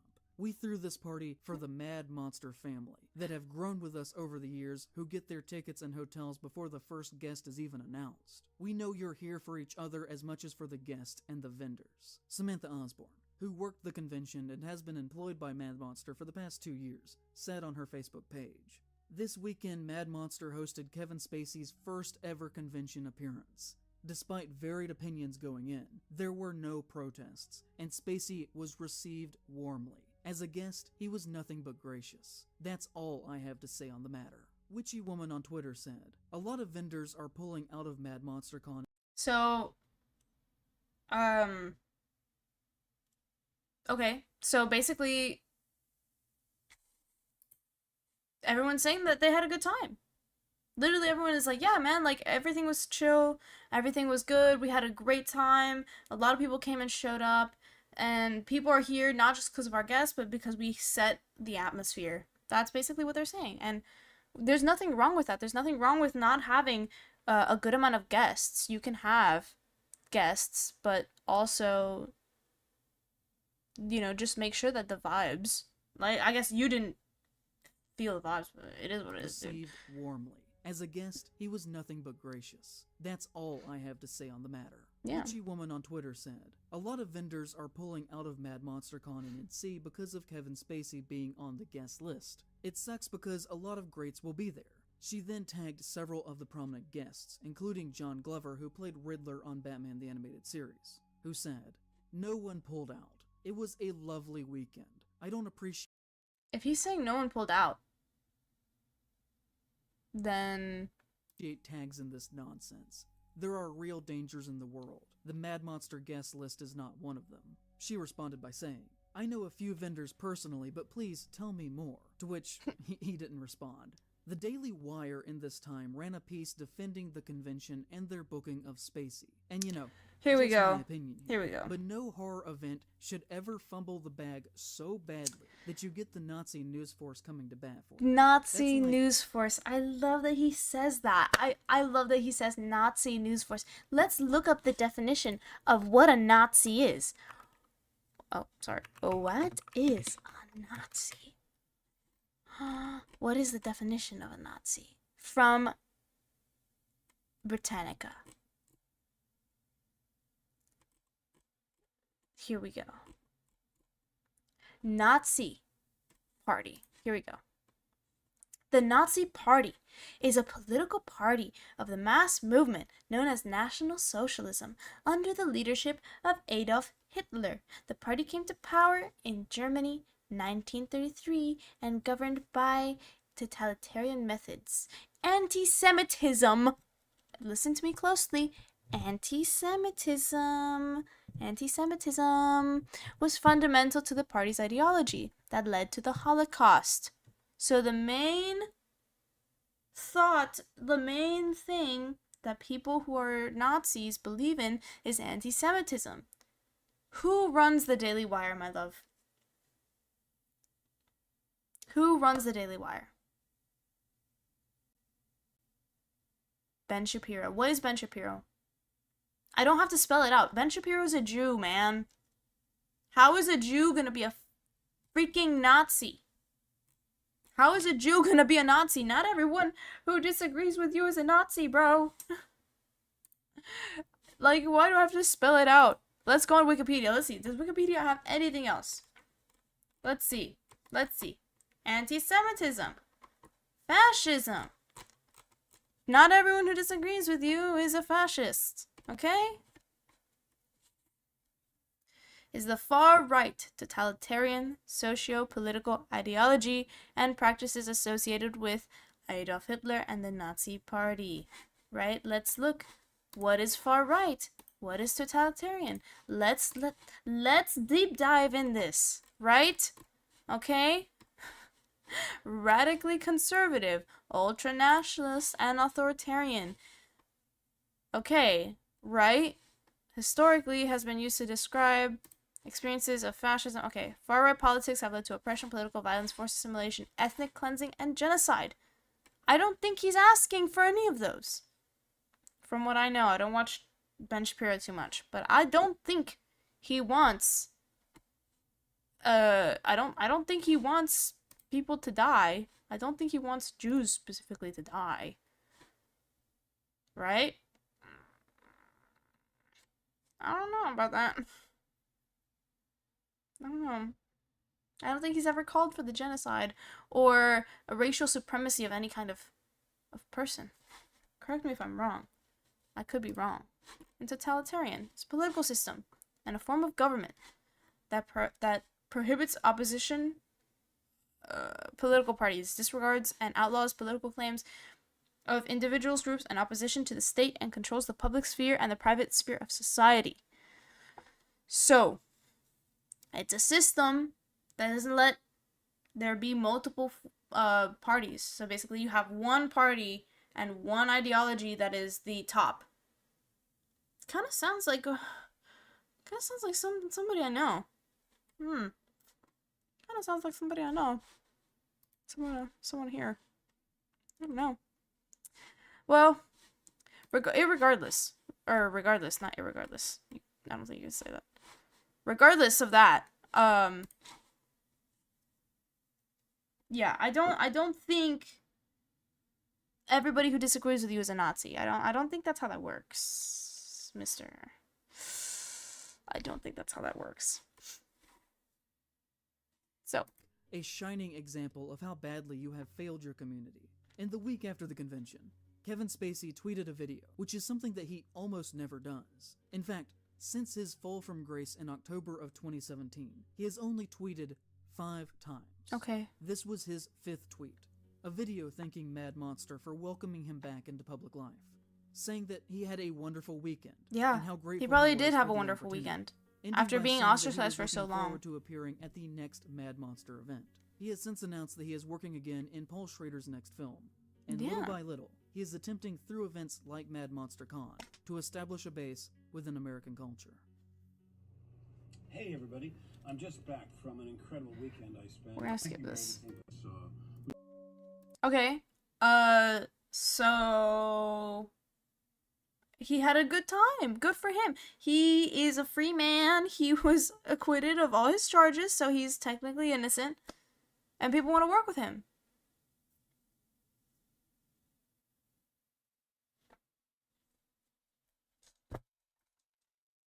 So what, dude? So what?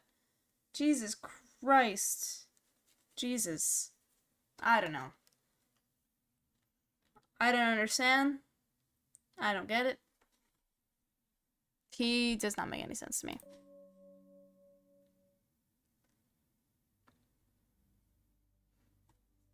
I'd like to talk to you about the worst week of my life. So, January of 2022. He's wearing... Do you see what he's wearing, y'all? Do you see what he's wearing here? Do you see this? Do you see this, what he's wearing right now? I don't think you guys see what he's wearing. Do you see that? It's, if we search it up, if we search up Native American leather jacket, guess what shows up? That's technically a Native American's jacket, so... Buddy.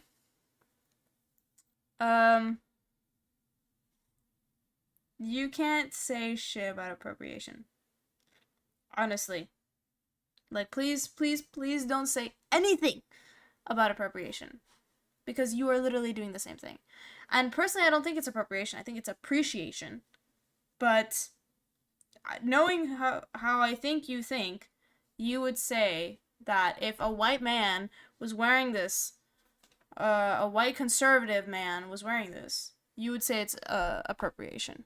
Okay, I made a video about The Hills Have Eyes. Here we go. Very badly. Yes, And it did. I've never really spoken about this or even really addressed that it was a thing, except for maybe just a couple of times on Twitter. I guess when it happened, I just hoped that it would eventually disappear, but it never has. And I think that we should start here by addressing the elephant in the room far too long after he arrived. So, this is a brief reanalysis of Wes Craven, The Hills Have Eyes, and the internet's general response to some pretty basic things that I said about him and his work about 2 years ago. Okay. Here we go. This is the part I wanted to get to because this is where he tries to basically say, defend himself on his previous video, The Hills Have Eyes. I watched the whole thing. It was a really difficult watch. Extremely difficult watch, and I'll tell you why for multiple reasons. The way that it was formatted was horrid.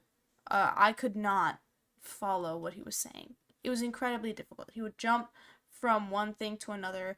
It was like really rambling and just insane. Like very, I think he just needs a better system of formatting his videos, personally.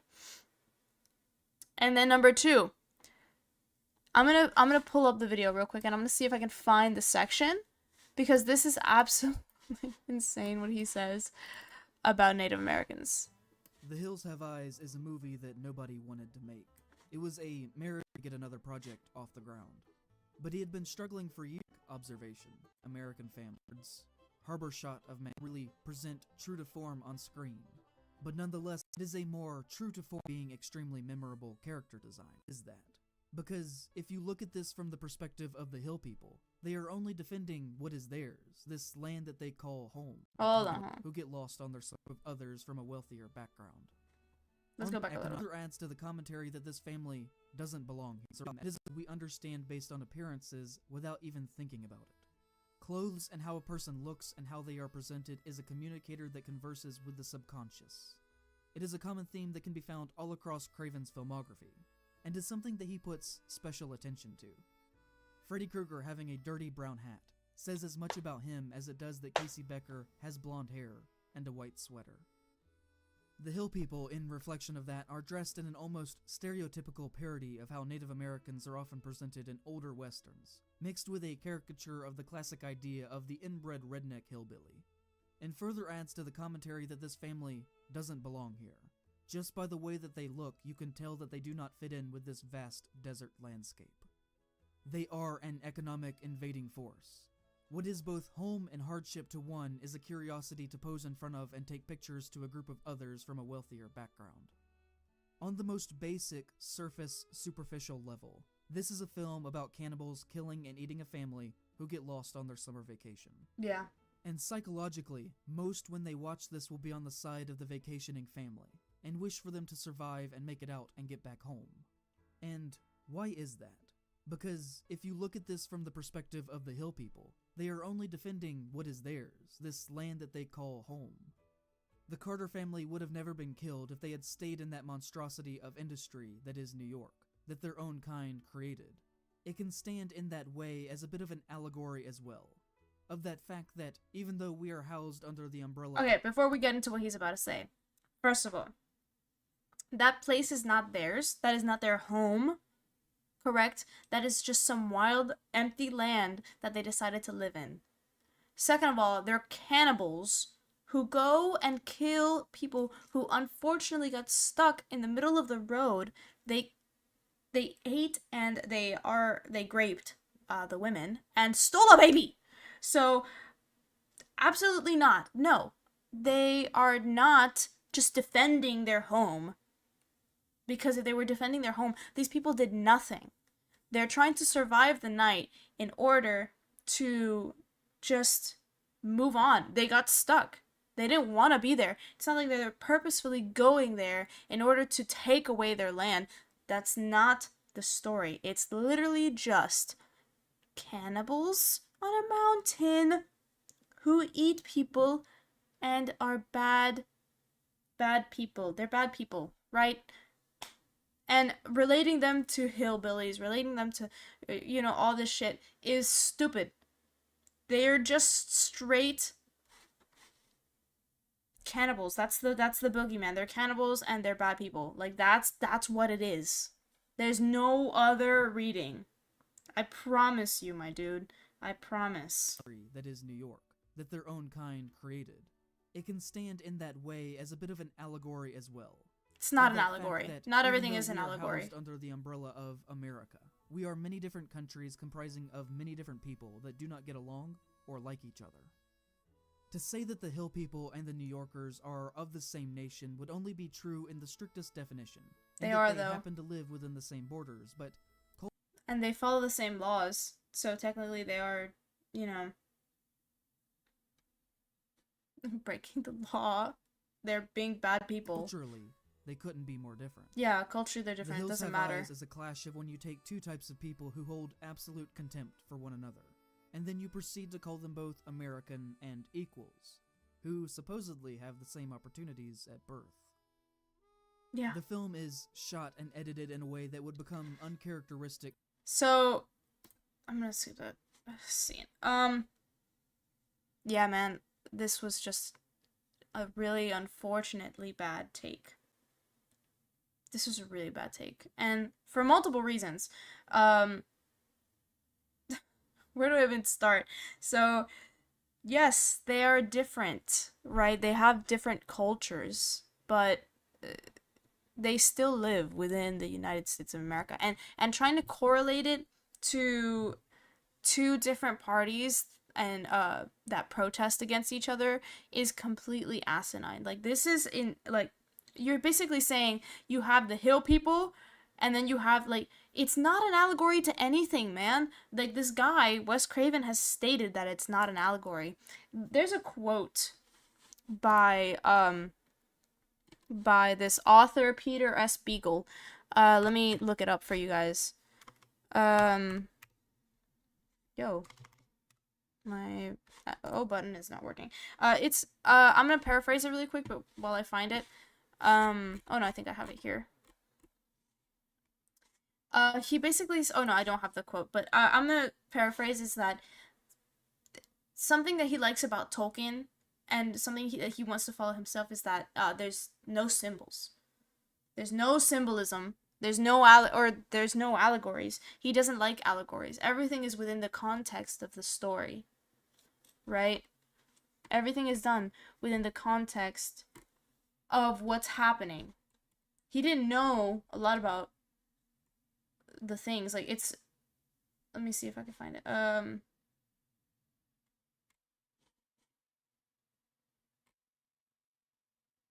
Let me see if I can find it. Yeah. So, sometimes when you are writing a book or you're doing these things, some people like to add allegories specifically to Christianity or to Greek gods or just to literally any other piece of media, right? There's allegories all over the place. Something that Tolkien and Peter S. Beagle don't like to do is add allegories because it takes you away from that world. So sometimes, in order to stay within that frame of what's happening in this world, let's take The Hills Have Eyes. You're in the world where you're in a car, you get stranded in the middle of nowhere in the desert, and there's these cannibal people attacking you and trying to kill you and eat your face. The world is that's the world, right? There's no allegory to anything else. That's the world that you live in, and the context is all within the movie. And sometimes that's how you have to see things. The context is within the movie. You don't always want to look elsewhere to try and dig from other things. Like, everything is, unless it is more explicitly stated or a more explicit allegory. Sometimes, like, allegories are very prominent. Like, you will know that it's an allegory. But sometimes what you're taught in media schools or like in literature classes is to search for these allegories and to search for these symbolisms and to view things through different lenses. That is something that I've actually always really disliked in literature classes. There's not always a different lens to view things with. Sometimes you can view lenses through maybe like the author's interpretation of, like, based on his past life. Like, let's say Crime and Punishment, you kind of have to take into account Dostoevsky's life in order to understand where he's coming from and why he wrote the book the way he did. I think he wrote it when he was in prison for his philosophies and things like that. Like, didn't actually commit any crime, but he was being punished for it. So he wrote a lot of books during that time in prison, and so understanding his motivations for writing, that can help you understand the story. You are not taking into account Wes Craven's motivations for writing this story. You talk about it later, but you're adding these things that don't have to do with the story at all. Like, he did not intend, like, author intent is really important when you're doing these things. Author intent is one of the biggest points. So the author never intended, as stated by him, this story is about these cannibals that existed in Scotland, right? That is his intent, to do a retelling of that story. So look at that story and find the similarities, and maybe then you can see how he brought in American culture to that story. That's one great lens of looking at it, but adding this lens of like, oh yeah, you can literally, like, it's an allegory for whatever you want to, like, any minority. So is, like, every disenfranchised character in any film, but that's not the intent of the author. Author intent is more important than your personal vendettas and your personal readings. So I think this guy needs to go back to school, personally, and relearn how to actually analyze literature. I don't even know if he went to school or not. Doesn't matter. Or just do a fucking course online, because this is not it. I'm gonna put up the other... I'm gonna go back to the bad conservative thing. Where was I? Please tell me it doesn't start from the beginning. Here we go. So he's just basically talking about The Hills Have Eyes. I do want to show one section that he talks about. Any non-white people, really, queer people, poor people, anyone who would stand in opposition to the family, whose father is a police officer, whose background is upper middle class, who are openly racist. Oh yeah, and then he compares Wes Craven's previous movies to other movies to The Hills Have Eyes, just because other films have similar symbols and themes doesn't mean that it's represented in the same way. They are different movies, and they are supposed to be taken within the context of each movie, unless it is stated by the author or by the artist who is creating whatever. It's like, yes, this is, like, this goes with this and this goes with this. Like, this is the sequence. That's not how it's supposed to be read. Like, he's correlating the cop in one of his films to the cop in another one of his films, that they both have German Shepherds. Oh my god. Like, it's not, he's like trying to cross analyze this guy's work, and sometimes that can be fruitful, but overall, like, let's say with this guy, I'm reading Peter S. Beagle, and that's why I'm bringing him up so much, because I'm currently reading his work, so he's fresh in my mind. He has a lot of his books have to do with aging and death and mortality, and that's just something that just happens to come up a lot in his books. He does not necessarily, while watching one of his interviews, he doesn't necessarily plan for those things, but it just happens to present itself within his works. And that's something we can look at. Okay, maybe he tends to write more leaning towards these things that it's interesting to him, or that these stories are compelling to him, right? Maybe for Wes Craven, having a cop in this film for whatever reason is compelling to him, but you can't analyze one cop character and the other cop character and say that they mean the same thing within different films. That's not how that works. Racist, demanding, and hostile, who also have a German Shepherd as their chosen pet. They are a family made up of racist red flags, and I discussed how the movie is about a conflict when those ideologies come into contact.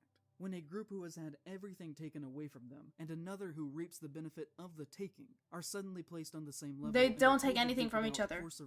That's not how that works. Like, they had never interacted before. These two groups have, like, they're completely separated. This one group of the cannibals had never had interactions with other people apart from just killing and eating them. And then these other, like, the normal people, they're just there. They're unfortunately in the wrong time, wrong place. Like, that's the situation. I'm moving my my arm thingies.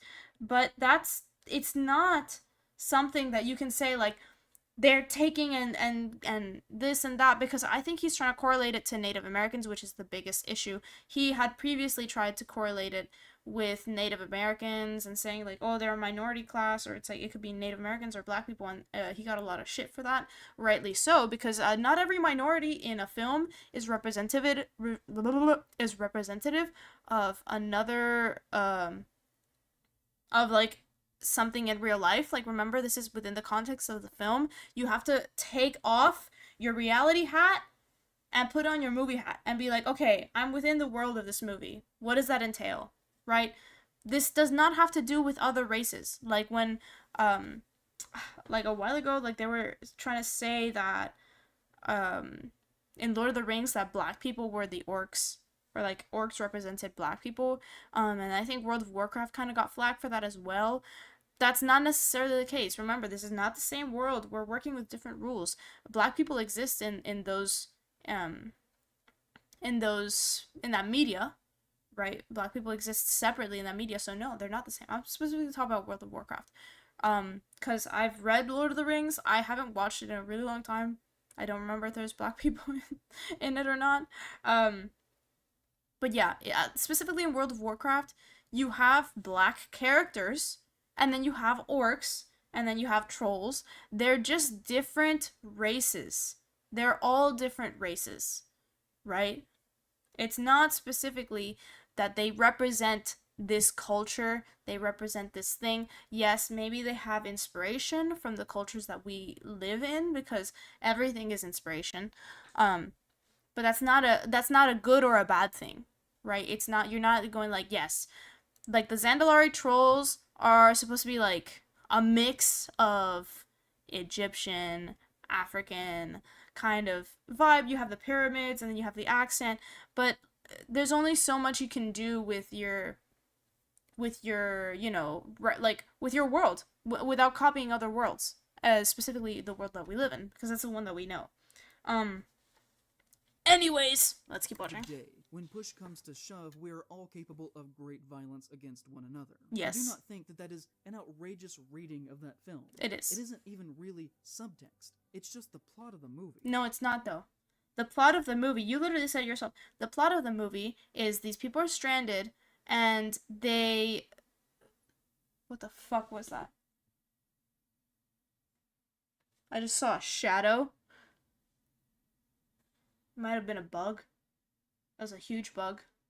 Is it my hand, maybe? I don't know. I just scared the shit out of myself right now.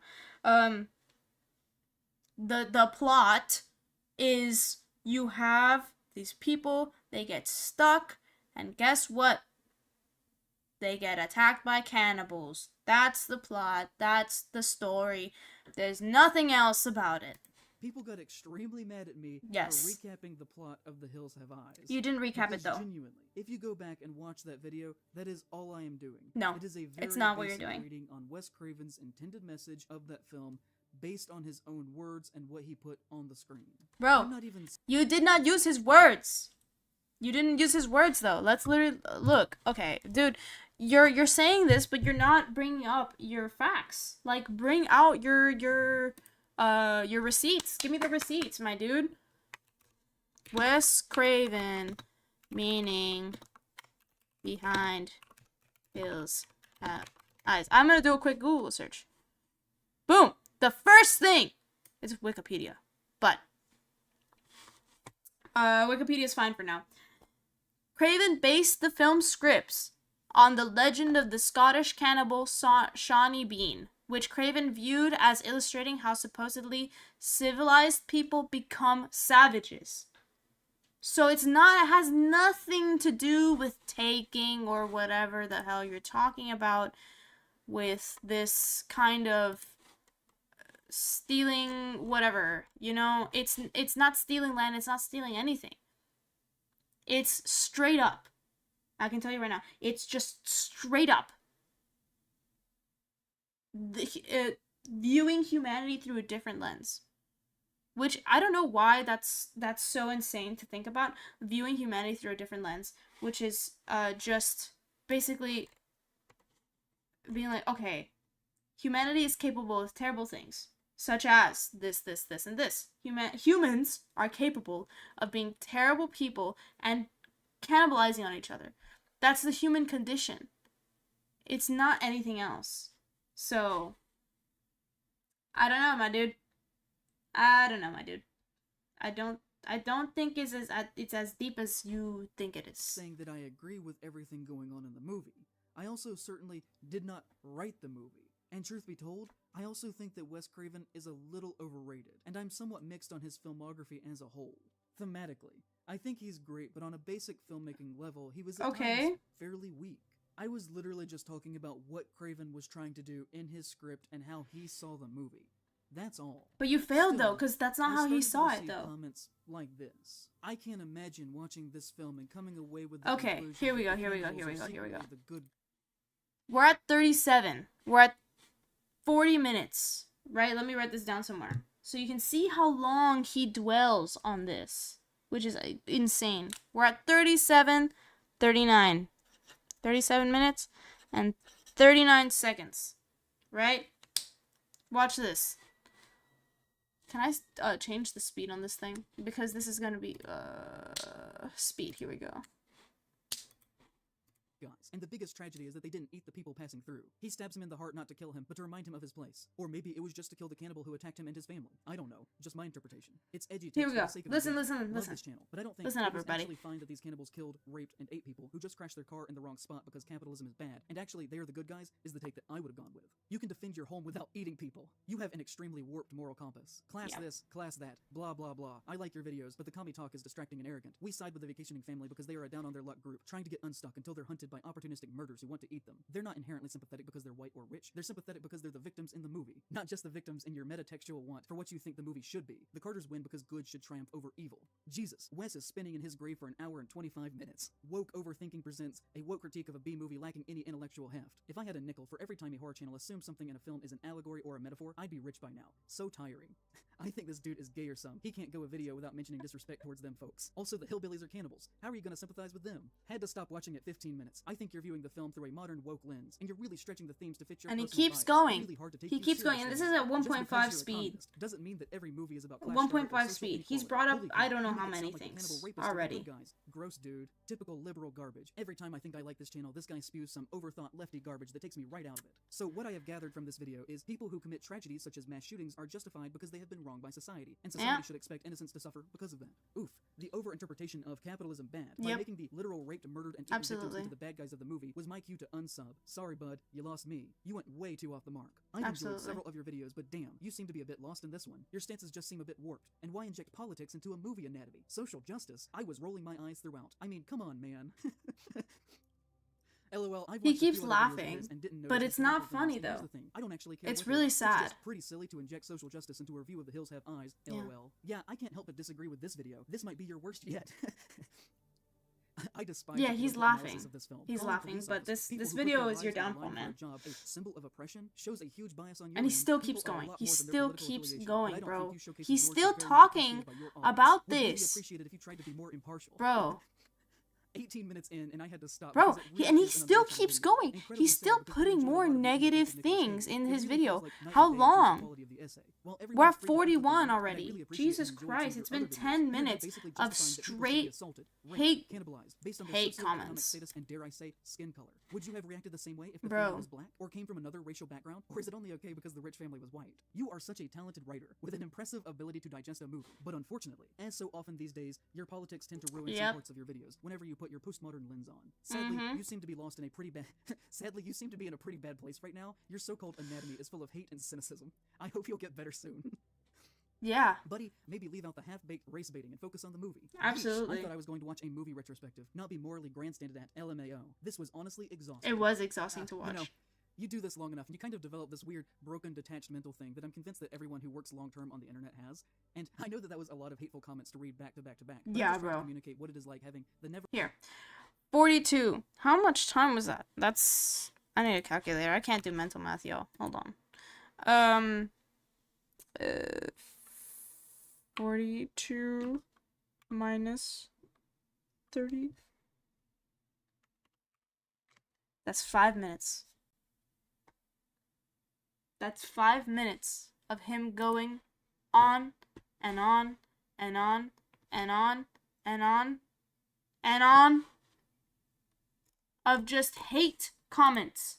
5 minutes. 5 freaking minutes, bro. No need for that. Like 1 or 2 to show your point. But also, most of those hate comments are pretty justified. Like to be honest with you, like they're pretty justified.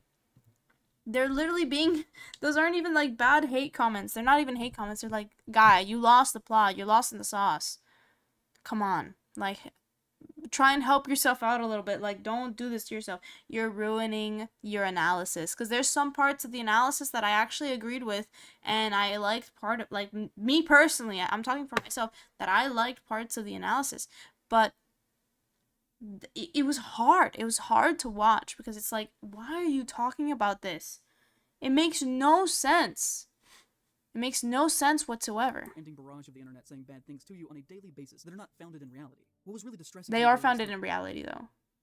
You just don't want to see the reality that they are presenting to you. Is that I slowly started to watch it leave my comment section and just became an accepted idea about me outside on the internet at large. Someone on Reddit in this time said, I like In Praise of Shadows a decent bit for horror analysis, but his video on Hills Have Eyes is such a wild case of tunnel vision. Yeah. Even his normally receptive audience calls him out on it across the comment section. He digs into this interpretation of the first film as a critique of modern society, where the incestuous cannibals are the real heroes, and we're tricked into rooting for the empty consumers trespassing on their land because they look like us. And it's just very weird, especially in how much he refuses to address the amount of sexual assault. Absolutely. I'm all for wild interpretations of the thematic meanings of art, within reason. This goes well beyond reason. And you know, these things are half-truths. It removes all nuance regarding the use of metaphor in the film. And I know I'm including a lot of examples in this section, but I'm just trying to communicate exactly how in this situation I said one thing, and then it got misconstrued as another that slowly eroded people's view in my writing and their trust in me, which has made the past 2 years a very dark time in my life. And on the notion of refusing to address something, that is something that gets said a lot about critics and YouTubers in general, that if something wasn't directly mentioned, then it must be obviously a refusal to mention it, or a massive oversight that must be pointed out by the commenter. Neither of which are true in this instance, or in most instances that assertion is ever made. You don't work on a project for 100 hours and then just accidentally forget to include something. I assure you that thought was put into the words that I... Buddy, don't say that. Don't say that. Don't say that. Don't say that. You worked for 100 hours, and that's what you came up with, my dude. You couldn't find any other reading with The Hills Have Eyes, and you couldn't do a single quick Wikipedia search as to artist intent, as to what he meant to say. That's my dude. Let's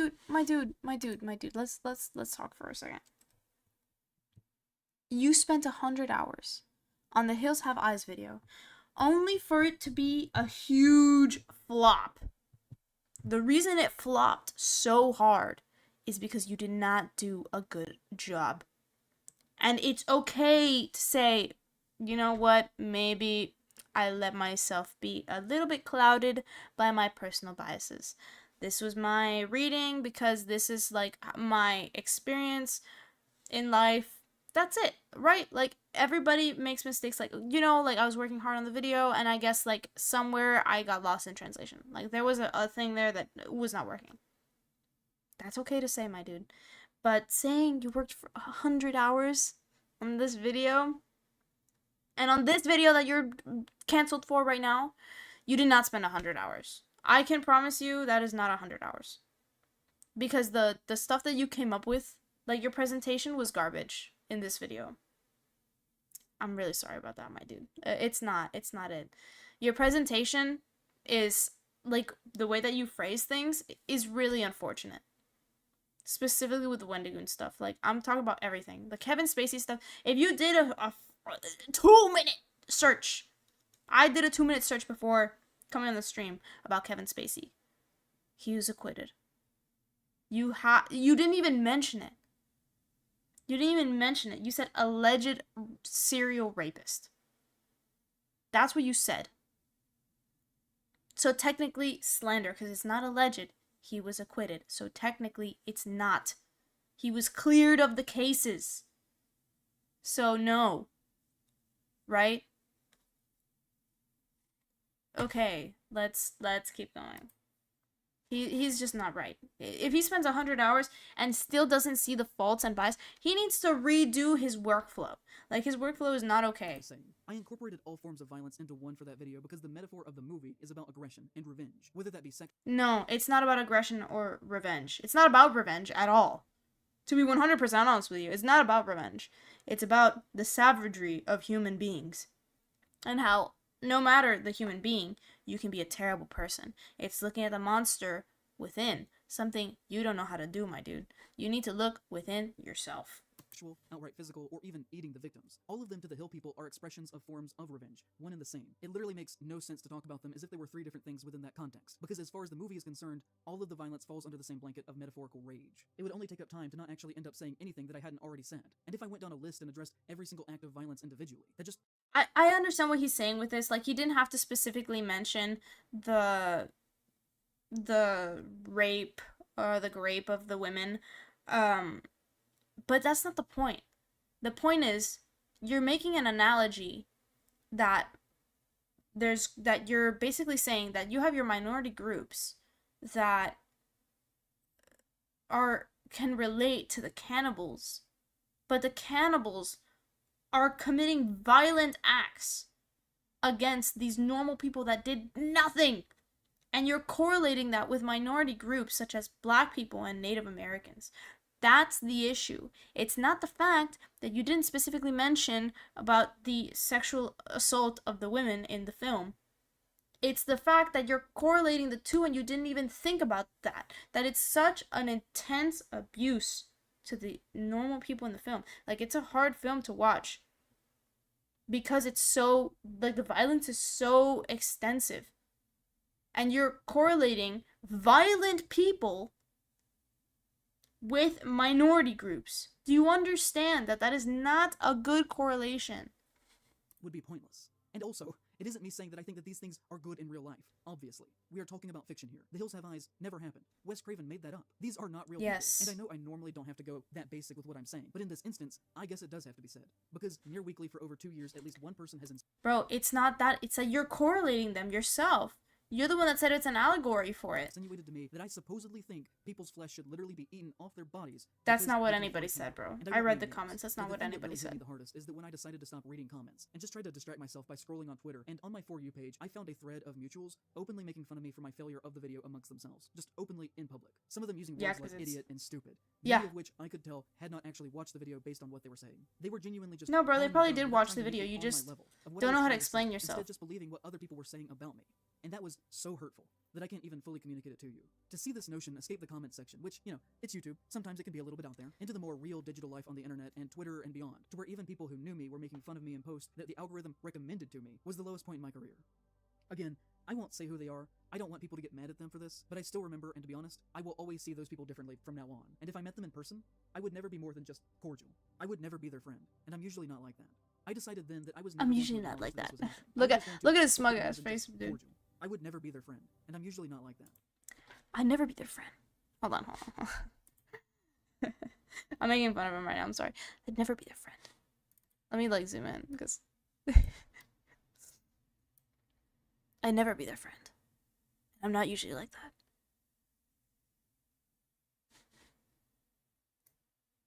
Let's put this back. Dude, come on, man. Come on. Come on, please. Make life easier for yourself. Don't be so cringy. Come on. Come on, please. Please. Don't be this way. I decided then that I was never going to acknowledge that this was happening. I was just going to go on about my life, keep making videos, and hope that things would be fine. Yeah, and then you made a really shit video. That for me. Like I said, this never actually stopped happening. It is still going on to this day. It keeps happening, continuing to mutate and escalate to where now people are openly making fun of me about the Hills Have Eyes to my face, in spite of being totally detached from the reality of what was even said in that video. Because it's a bad video, man. Recently, I said something related to the Cherokee on Twitter near where I live, which is something we are going to get to here in a little bit. And somebody said to me, "Hi, I live in Oklahoma and am a Native American. Go fuck yourself." Like, yeah, what bro. do I even do with that? I've never once in my life said something negative about Native Americans. But Yes, there are you a whole did. group of people who treat me with open hostility over a perceived belief that I said something awful, when all I did was talk about something that somebody else had said. Another example for you is What? when one woman last year What do you said, mean? he is up his ass and has been for several videos now, and he apologized rape in media as art. What do you expect of someone who calls himself an artist on every video? And now, I normally have a rule for myself of refusing to engage in purposefully combative comments, but this one made me really mad. And I said back to them, I can assure you that I have never done that. That accusation is disgusting. Hold on. He's up his ass and has been for several videos now, and he apologized rape in media as art. What do you expect of someone calling himself an artist? Okay, he didn't necessarily apologize the grape in the movie. I have to say, like, he wasn't necessarily like, this is good. That's not the problem. He wasn't like, this is a good thing that they did. It's the fact that you are creating an allegory between minority groups and violent cannibals. That's the main issue. That's the problem. That's the deal. That's the problem. And I don't know if he calls himself an artist on every video or not, but he definitely acts like a starving artist most of the time. Like, very pretentious. To me, and putting those words in my mouth is in extremely bad faith. To which she said, I wouldn't make that accusation if it wasn't something you have done. Either way, you sadly became full of yourself, mourning over your poor artist soul and drowning in self-pity. And Yeah, man. slowly, some people got the idea That's that true. I was just some crazy person with outrageous fringe views who shouldn't be taken seriously by this unjustifiable snowball of a reaction to me saying that maybe Wes Craven liked to write horror in metaphors and enjoyed using visual shorthand symbols within his work, which is what most people who write horror do, and that maybe he used Native American visual codes as his narrative symbols, which was very heavy-handed but also was commonplace in the 1970s. I said nothing that was either groundbreaking or new or outrageous or even original there. If anything, I was doing a basic recap of the history of criticism that has already been said 1,000 times before me, just to get past the first movie so that I could talk about the sequels, which is what I do in basically every single franchise video. That is the format. No, If bro. you go back and look at all of those videos, they start with a basic overview of the first movie, followed by a more That's in-depth coverage of fine. the It's historical not sequels. about the That is format, bro. It's the fact that, okay, just because they're dressed that way, the reason they're dressed that way is not because it's a Native American callback. It's because that's the clothes that they could find in the wild, in the desert. They found bones, they found fur, they found all these other things, and that's what that's what they're wearing. I had an XQC moment there for a second. Jesus.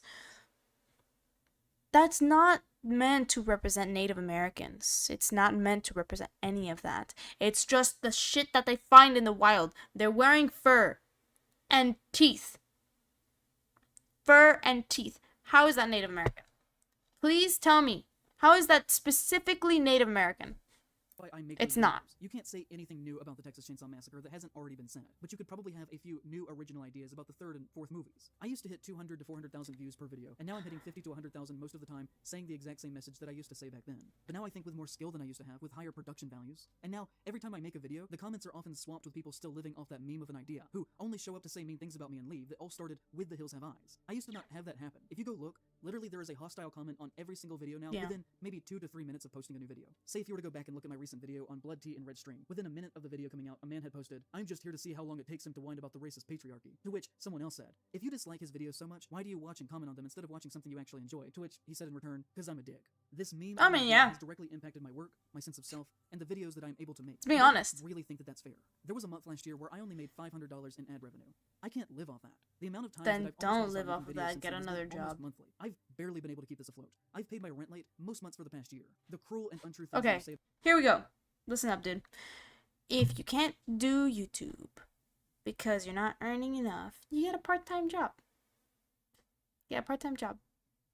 And I assume you've gone to college because you got that college face. You got that college talk. So you can probably get a good job doing something. I've worked 2 jobs while doing YouTube. I'm writing things for YouTube. Has it been, like, functional? Not necessarily. I just do it because I like it. YouTube should be a source of income, though. Ever, ever, ever, ever, ever, ever, ever. You should never just rely on YouTube. You have to have multiple sources of income coming in because YouTube can go down any day. Any day. And not just the platform itself. Like, you got canceled, man. Do I have water in here? Not really. But you got canceled. So,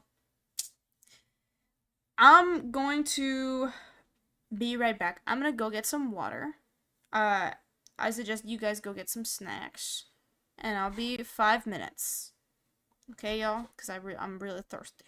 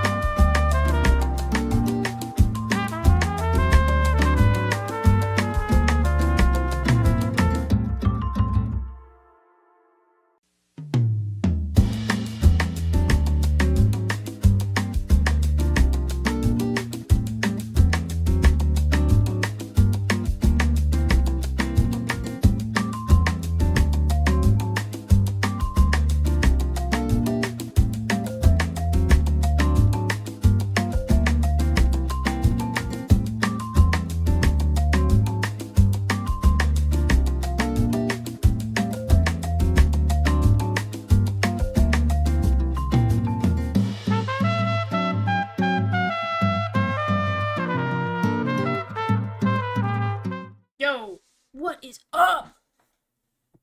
Hello? Hiya. I have a really important question.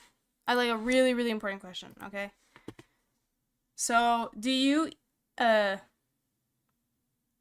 eat your cereal by putting the cereal first or the milk first? This is really important. Okay? This is a very, very important question. I need to know.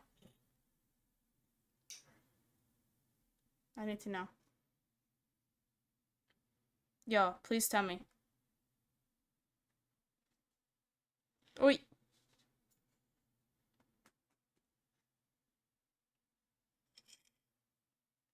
Ugh. Jesus Christ. Are we gonna have like cereal ASMR right now? Listen up. Well, I know for me, I put my cereal first. Listen.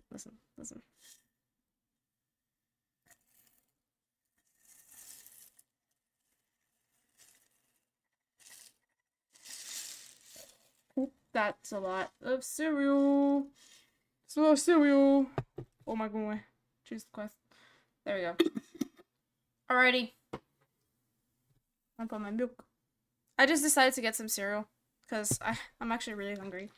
So, even though I ate some fish and chips, gotta get your protein in there. Got my Fairlife Core Power. Got it from Costco. Alright, so let's keep watching this thing while I make my cereal. I'm gonna mute the mic for a little so you don't hear me crunching. Unless you want to hear me crunching. Probably not, though. Here we go. About another person do in fact have direct impacts on them and the way that people culturally see them. It's why I've pushed my Patreon so much in the past year, even though I know it's annoying as fuck to do, because it is literally the only resource that is keeping this thing going after what happened. And you could say there's other contributing factors that led to the decline over time. It is true that views have gone down for everyone, but if you look at the hard data, there really is a clear line here with The Hills Have Eyes. I had just come off of one of my biggest hits ever with In Defense of Nicolas Cage, and then my next video after Hills, still to this day, only has 73,000 views. And I just personally believe that there has to be something that caused that kind of shift. And I know that people have the right to say whatever they want about me, and that maybe it is foolish for a creator to try and fight back against a public response. I have said many times that once you release something, that it is public and no longer fully yours, and I still believe that. But at the same time, I do think that a conversation around a work or topic can be wrong or even misguided, which I obviously think happened here. So the thing is, right, I kind of understand where he's coming from. Basically, like, okay, I came out with this video, and it did really, really bad. The thing is, you had some positive videos, some positive responses to The Hills Have Eyes, but not really like the same way that you had it before. So, like, something happened with that video. You know something happened, and you're not taking accountability. You're saying it's everybody else.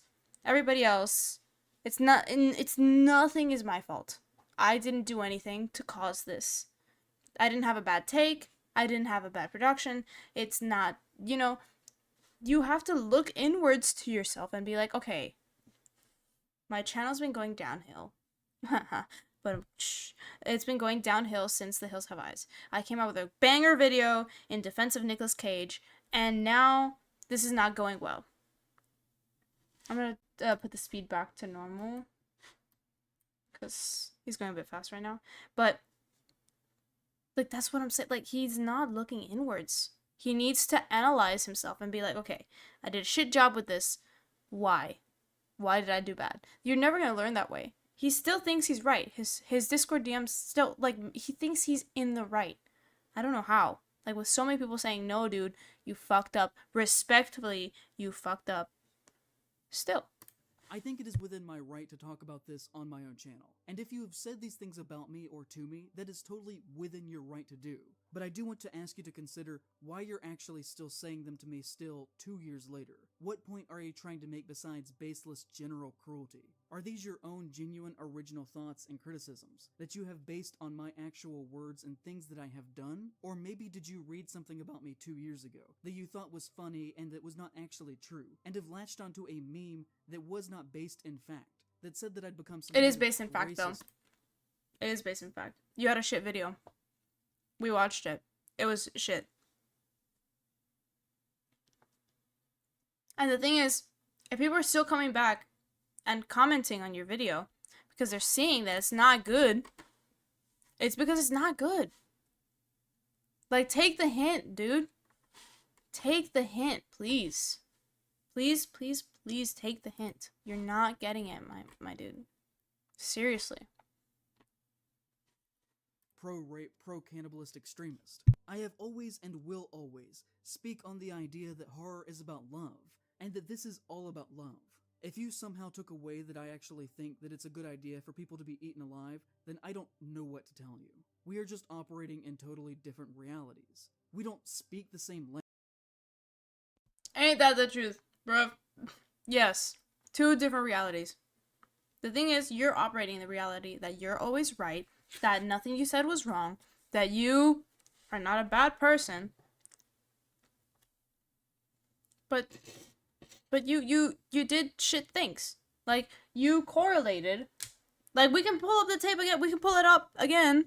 You literally said it can be an allegory for anything. It can be an allegory, like the cannibals can be an allegory for Native Americans or black people. Why are you comparing or connecting violent cannibals with minority groups?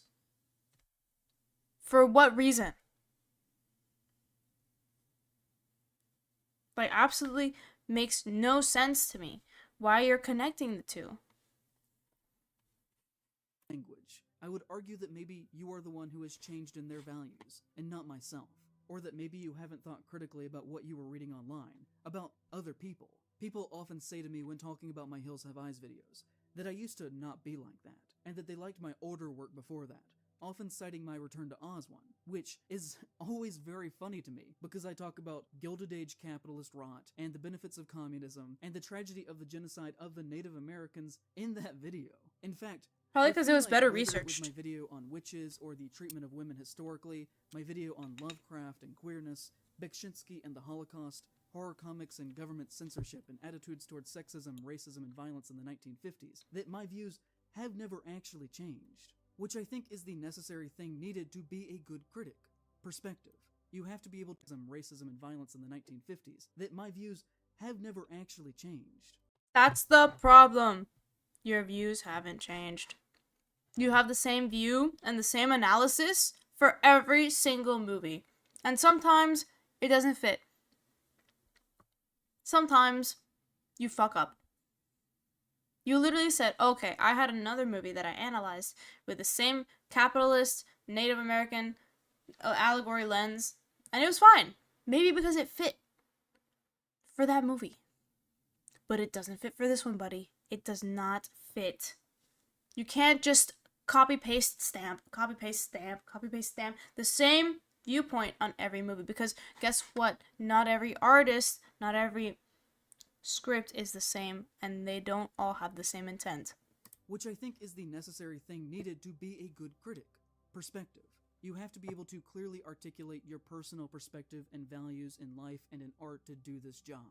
And on that front, I have not changed since I started doing this. I've gotten better at expressing those ideas, but the core has always remained intact. All of my most popular videos back then were just as leftist as the type of content that I do now. The only thing that has changed is the conversation and culture around them, where now I get comments like, yeah, this channel is really good, but the wokeness is all over most recent videos, and really is super distracting and yes, disappointing. Can you make anything without going on and on about irrelevant modern social justice shit? These videos have always been the same. If you say these things about me, then please revisit the older ones that you liked before. You'll find that they say the exact same things as the new ones that you hate now. It's because you get tired of it. If it's the same thing, that's the problem. You don't change. You're not adapting. That's the thing. Like, if you go from watching one thing and you do the same thing with the other, and the same thing with the other, and the same thing with the other, people get tired of that shit.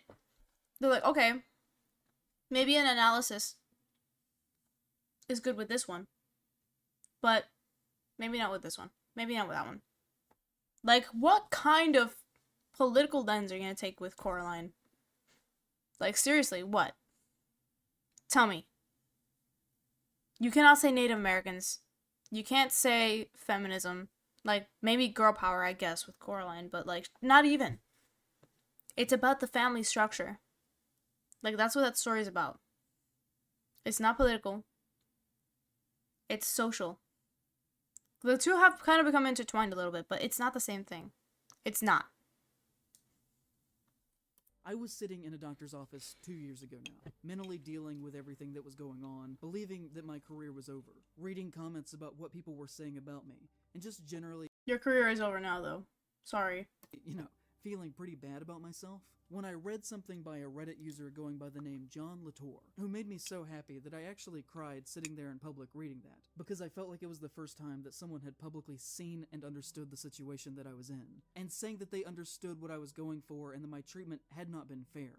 One person had said about me, "He really is amazing when he can keep from white knighting for women and minorities. When he does that, he starts misinterpreting shit just to shoehorn things into whatever agenda he is trying to push." I lost it when he was trying to defend the mutants from The Hills Have Eyes as representative of the minority underclass and that we should actually sympathize with the horrific rapist monsters. Like, I highly doubt that was the point of those movies at all. To which John calmly responded, "If you want to watch horror movies for what they are on the surface level of tension, scares, and kills, that's totally fine. But tons of horror movies are deserving of a more contextual analysis, and many had filmmakers who went into those films with those intentions. And there's nothing wrong if you don't want to subscribe to a director's views or intentions either, and have your own. If you listen to the commentary on The Hills Have Eyes as well as Last House on the Left, Craven pretty clearly sought to make a statement with those two films. Here are some quotes directly from Craven. "When we were doing this, I was always thinking of the whole third world rage against the US and white Western society. Jupiter's speech that he gives to the father's head was basically written from that perspective. I'll watch Okay. your cars rust out.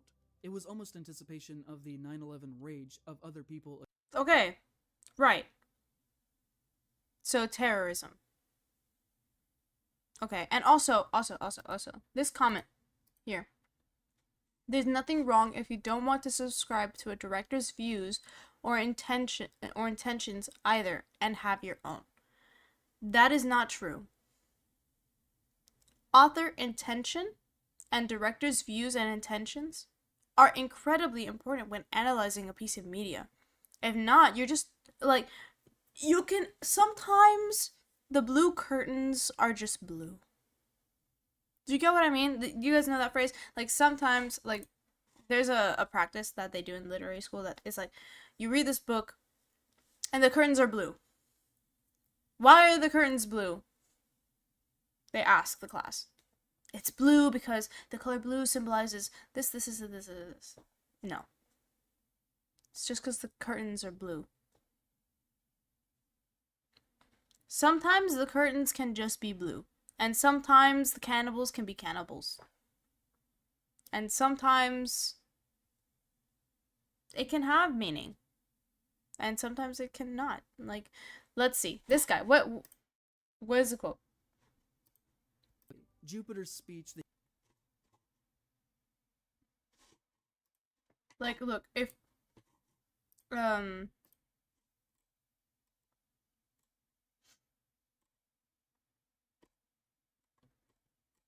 hold on.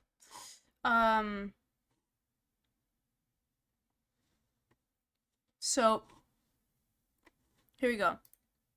Some facts about this. About The Hills Have Eyes.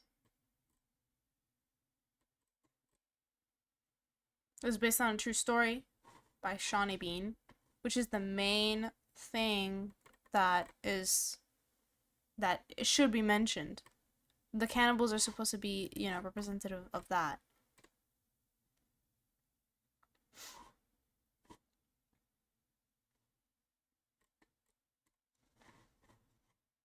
So it's also, what's it called? It also seems to have a tie-in with the Grapes of Wrath, a newer version of the Grapes of Wrath, right? Which is about anger, right? The Grapes of Wrath, literally in the name. It's literally just about, anger. What else?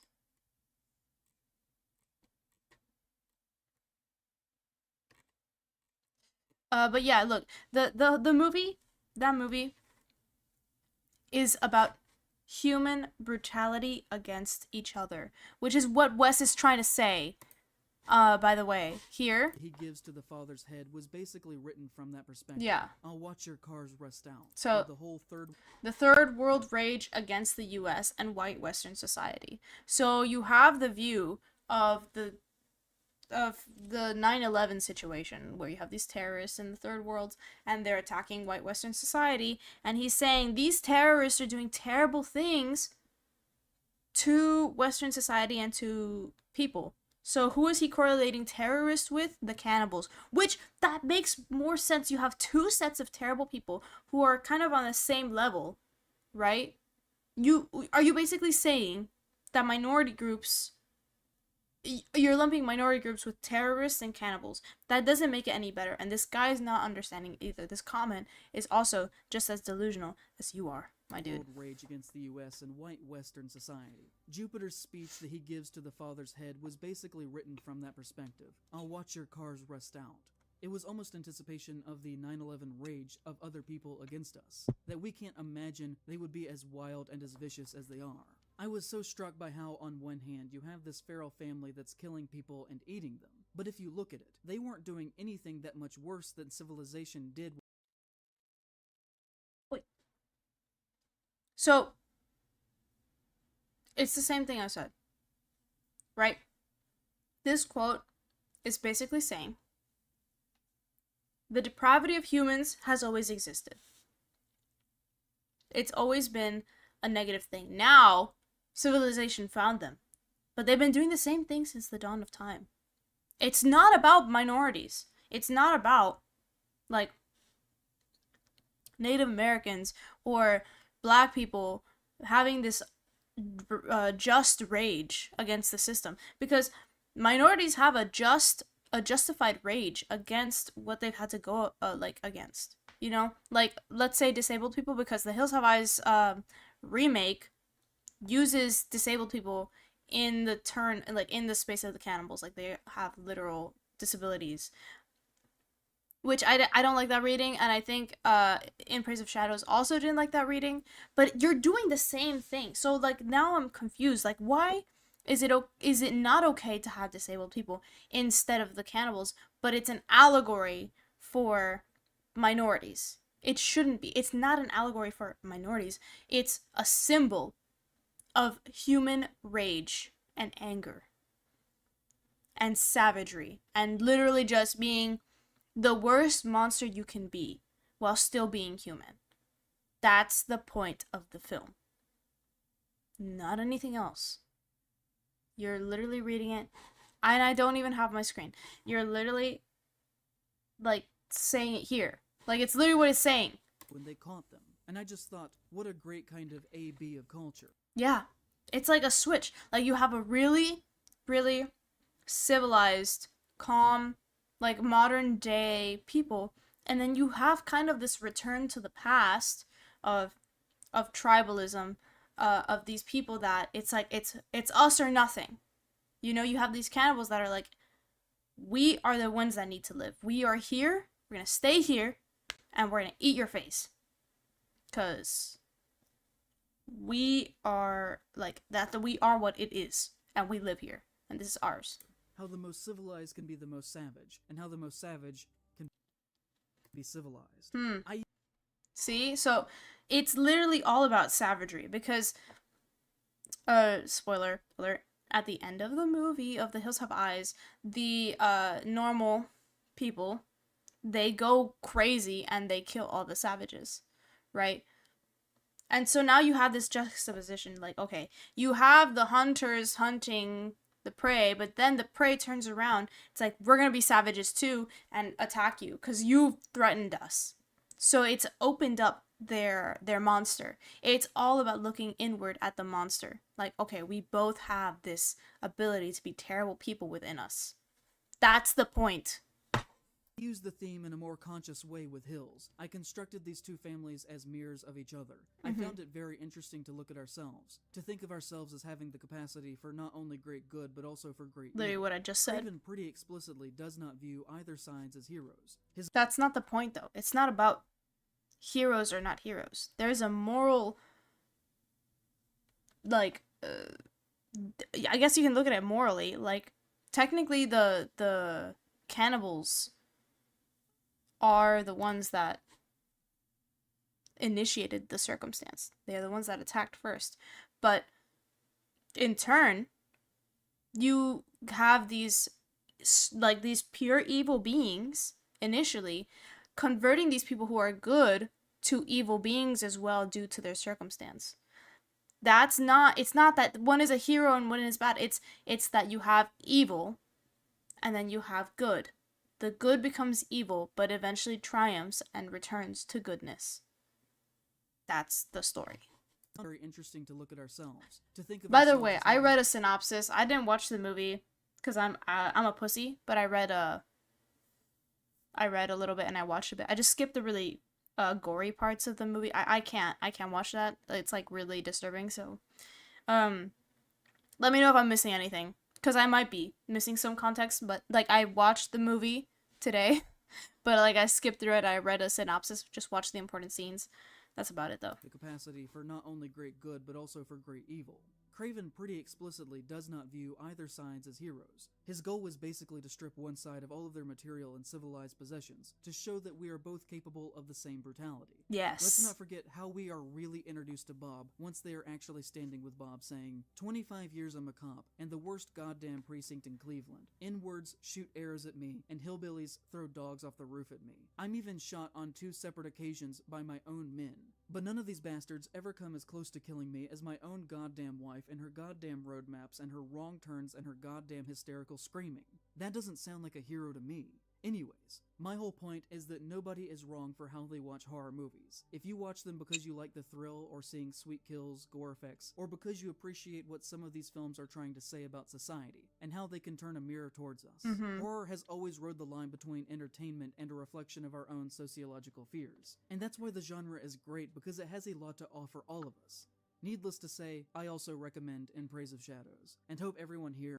The thing is, I feel like this comment is projecting his own opinion onto In Praise of Shadows video, because In Praise of Shadows did not have this opinion.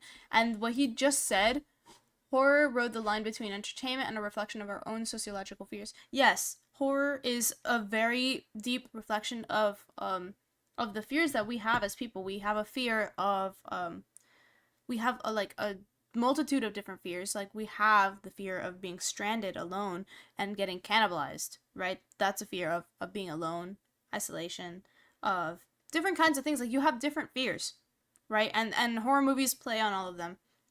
There's a fear of mental illness, which is prevalent in some horror films as well, which can come off the wrong way.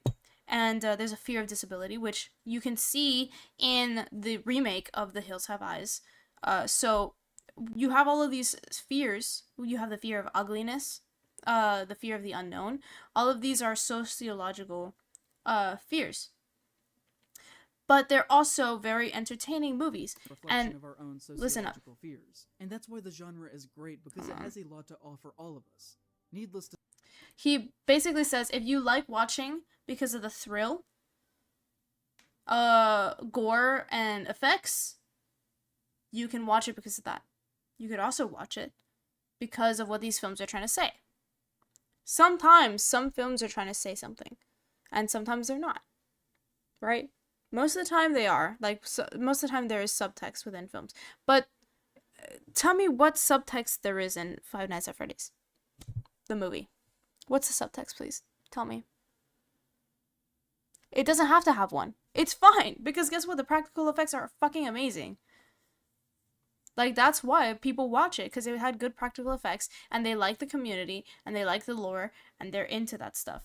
And that's perfectly fine. Right? Like, you can have 2 different people, but in the beginning, this is why I said keep this in mind. In the beginning of this video, In Praise of Shadows was like, there's 2 kinds of people who watch horror. There's 2 kinds of people. You have the people that they only care about the money, they only care about the company, and they only care about the product of horror films. That's it. They're conservative. Yeah, they're conservative because they disagree with me. And then you have people who care, people who search for a deeper meaning. They look inward, and they're able to take in what it's saying. No, bro. Like, you can have multiple points of view within horror, which is what this commenter is trying to say, and what he's basically defending you for.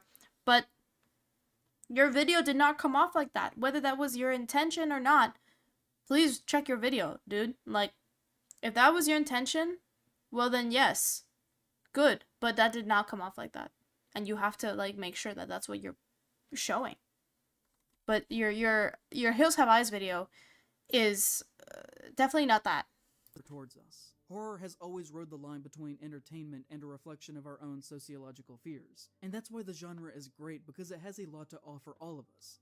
Needless to say, I also recommend In Praise of Shadows, and hope everyone here has a great day. And John, I don't know you, but if you're watching this, I just want to say thank you, because I was in a really dark place in that time period. And what you said there, I know you never thought that I would Okay. actually... I really, that's the main part about that section. I don't want to keep watching anymore. He's basically just saying thank you to John, which is a great comment, John. Great comment, but, like, it's not what was represented in the video at all.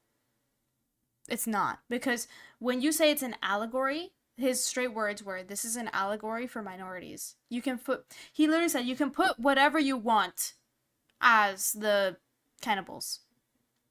He said, the cannibals can be whatever you want. It could be black people. It could be Native Americans. What else are you gonna think? Like, that is not the way to phrase that, my dude. It's not. What I think you were trying to say, which is kind of what you were bringing up with, like, that there's two different kinds of, like, nations within the US. I don't think... I'm trying to, like, justify your analysis, but it's hard. Because the main thought in this is basically just, like, savagery. Oh, my dog is behind me, if you guys want to see her. But it's just savagery. Like, that's the point of the film. It's good and evil. And who wins against that. And the duality of man, I guess you can kind of think of it like, oh, okay, like, men are capable of seeing good and evil within themselves. That's, like, a theme. That's a great theme. That's not a political theme. It has nothing to do with politics.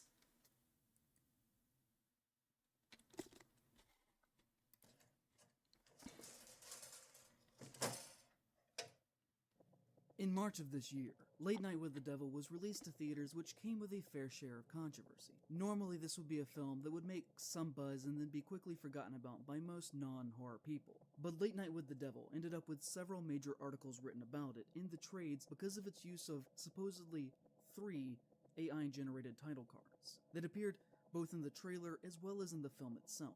The number 3 has been thrown around a lot, and I don't know if that's ever actually been confirmed. As far as I can tell, that number was stated by one of the directors in an interview, and it seems as if the production team may have been trying to minimize the actual extent that AI was used in their process.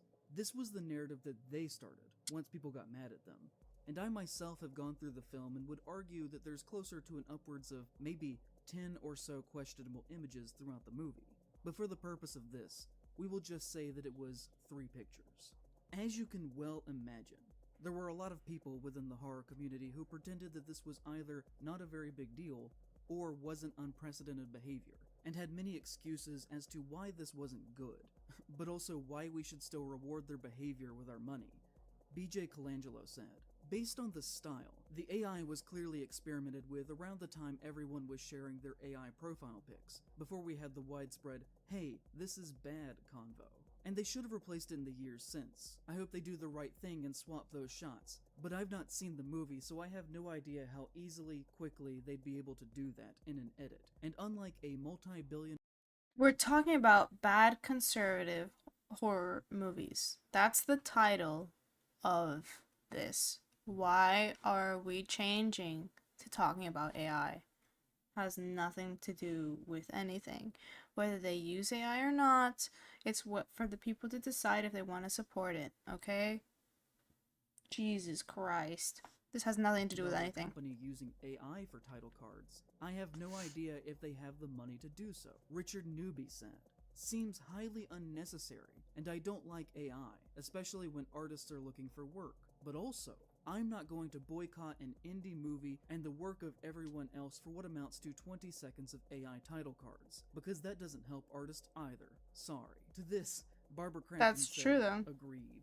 Brett Gallman said, AI-generated imagery, it's not art, is a scourge to creativity that has the potential to harm the film industry. but I'm not comfortable with dismissing all the work people put into Late Night with the Devil otherwise, especially those who had nothing to do with the decision. It is deeply disappointing that they went this route, and didn't course correct during the past year, but I can't abide the logic of a boycott on behalf of artists that would ultimately just harm the artist anyways. Feels like a live and learn situation. Remember those? And if anyone does think a boycott is more productive, then more power to them. I can respect having a hard-line stance on this issue, so long as it doesn't come with a heavy dose of self-righteousness and condensation.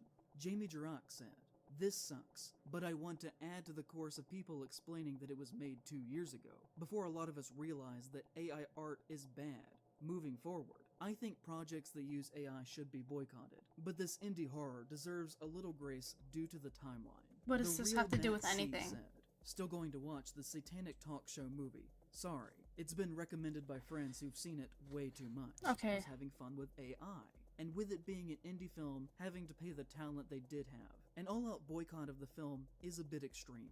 Okay, so first of all, that era that Colangelo and others is referring to really is in the DALL-E mini days. And by the time that more complex images like this were being created, it was pretty well established that this was very wrong behavior. No, it wasn't, though. Most people didn't know that AI art, especially, like, if this is an indie company that's saying, oh, yeah, this is bad, it's not necessarily that they're, like, in the know at the time. They're not thinking about this. They're like, okay, this is our budget. We don't have enough money to pay all these artists. What can we do? Okay, we're gonna have to turn to AI. It is what it is. And whether you like AI or not, right? Understanding that, okay, AI can help artists. It can also damage artists. It's a tool for people. But unfortunately, this tool is being used in wrong ways at the moment. It's being used in a negative way to harm artists instead of pushing them to help them be more creative. That's my interpretation. People have a lot of different thoughts about AI. Personally, I don't mind it too much. AI art is really easy to differentiate currently, but soon it'll come to the point where it's not going to be able to be differentiated. And we have kind of a human authority. It's like if it's made by humans, oh, it's better. Not necessarily, right? A human can spend 10 hours on a painting, and an AI can spend 2 seconds, and it could be of the same quality, and you wouldn't know which is which. Now, does that take away from human paintings? No. It's still beautiful. It's still well done. Like, if it is well done. If it's well done, it's well done. It has technique. It has all of these things. The AI art can mimic these things. And you can say, like, wow, like, that's cool. I want to try and do that in my own art. It's supposed to help inspire you to be like, oh, shit, AI did this. I want to try and do that, too. It's not necessarily, like, yes, currently it's being used to take away graphic designers' jobs. That's the main thing that's been happening a lot nowadays, which is very unfortunate, and it shouldn't happen. It should, help these people push more work out there rather than stifling them and getting their jobs taken away, which is unfortunate. But honestly, this AI has, like, nothing to do with the rest of this video. We went from talking about a convention to talking about hate that he got, and now we're talking about AI. Like, the formatting of this video makes absolutely no sense. The Wild West period of AI was really only generously a few weeks there, maybe. But in actuality, probably actually more like just a few days. That the argument that AI was just a fun little thing that existed before people started to seriously talk about it. And these images were made well beyond that, as you all You don't know that, probably though. know. Saying otherwise is revisionist history. And if you really Revisionist, but where's your proof, bro? You don't know. Like, you don't know the timeline that these people made this movie. It's possible that they didn't know. And you're not giving the benefit of the doubt in any way. think that this usage is okay because everyone was supposedly doing it, then that speaks more on you than anything else. Because it shows that you were not listening to artists who were essentially quite vocal about the situation near immediately. This was, pure and simple, a way to cut corners and test the waters on how much audiences would tolerate the slow removal of creative people in the creative process, in the making of films on all levels. There is no other way to look at this that is ethical. And in the weeks following, other companies started. But to it's given. understand- Okay. This is an indie film with a limited budget. Yes, they used AI. But how many jobs did they make making this film? If the AI art didn't help them get over that barrier, these people wouldn't have been able to have these acting roles. Do you understand? I don't think you do. But whatever. Which is A24 and their horrible Civil War posters. Now, for full transparency, I myself did post one single tweet that was positive about AI, which was clearly when it was still in the DALL-E mini phase, when it was just a strange curiosity, and when in the days following I listened to the conversation and realized how harmful this thing was, I never did that again, and have never excused a large company using it to not pay people. It really is that easy. Secondly, of course they had the money to pay for real title cards. They just decided not to. What do you think this is? How much do you think art actually costs? Anyone who thinks this can genuinely only have Dude, the art money is to pay for expensive. real title cards. Hold on. And have never excused a large company using it to not pay people. It really is that easy. Secondly, of course they had the money to pay for real title cards. They just decided not to. What do you think this is? How much do you think art actually costs? Anyone who Art is really expensive. How much do you think art costs, dude? Art and getting people to do personal art for you is expensive because it's a skill that takes time. That is why. So no, my dude. No. Wrong. X. Wrong. who thinks this can genuinely only have that idea because they don't know any visual artists themselves. This narrative I is know insane visual and artists, probably and they disin- charge a lot of money. When you are working on a limited budget, this is an indie film, bro, with limited budget. This is not a big company. If it's a big company, it's a different story. But this is an indie film. Ingenuous on their part. Critic Rebecca Johnson said, "It is disappointing that they used AI artwork, and a shame that they didn't hire an artist. That being said, I would be more disappointed if it were a big movie with an unlimited budget. This is an indie flick with a limited budget. Absolutely. People are acting like this was one of those fake movies that gets made for $500 and then dumped onto Amazon Prime. They could have paid for those assets for the same amount of money or less than they would have for a single advertisement for the film. The movie was produced by Advertising is more important than the title cards. And if you can get good title cards, then advertising for an indie film is really important, my dude. I'm not saying that the use of AI is correct, but I'm saying have some sympathy for these places and understand that maybe they weren't aware of the deep damage that AI is doing to artists. Maybe they didn't understand that. Not everyone runs in the same circles as you. You live in a little bubble. This is your bubble. And this is where you live. And this is where everyone else is. And you're alone. Like, it's just you, my dude. Roy Lee, who also produced movies like The Grudge, The Ring, The Departed, The Strangers, the Lego Batman movie, It Chapter 1 and Chapter 2, Barbarian, Bates Motel, The Exorcist TV show, Dr. Sleep, Godzilla vs. Kong, and Godzilla Kong the New Empire, among like 50 other things that you've heard of. It was distributed to movie theaters around the entire country. Do Good. you genuinely Yeah. think that they would not be able to come up with a couple $100 extra in the proposed budget if that was what was needed to complete the movie? Like, he can find the finances for this level of CGI destruction. Okay, no. That's not how that works. You're talking about two different films. An indie film is a passion project that he was probably doing that didn't get funded directly by the big companies. That Godzilla movie was funded by big companies. It's not the same thing. How are you so blind to do this? How do you not realize the words coming out of your mouth? I'm not that smart, guys. I'm not that smart. And I'm not that, like, into special effects, into making movies, I like literature. I like science. That's my bubble.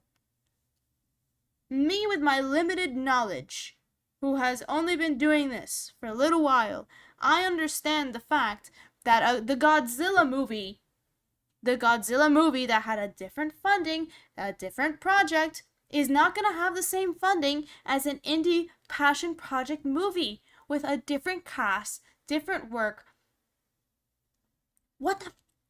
Just because it has the same. That a Okay, jetpack whatever. is going to break the bank, to imply that Yes, dude. Yes, sometimes you gotta cut you costs. think they couldn't spare a few hundred on additional When you have to pay people, you gotta cut costs sometimes. is either purposefully dishonest or is willingly ignorant. And anyone who played into that false narrative that this was just, the little old movie that couldn't do no better, makes me question your critical thinking skills. As a writer, Yeah, my ass. When did this movie come out? When was this movie made?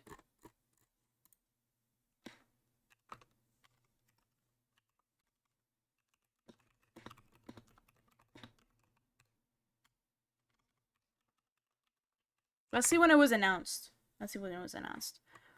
It was released 2024.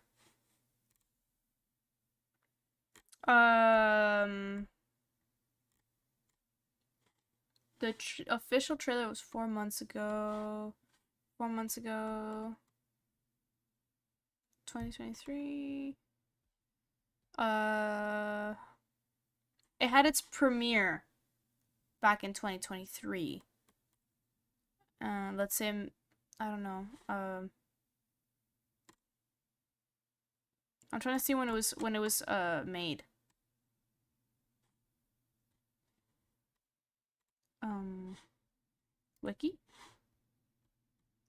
Wikipedia. Let me see. Plot. I don't care about the plot. Cast. Production. Here we go.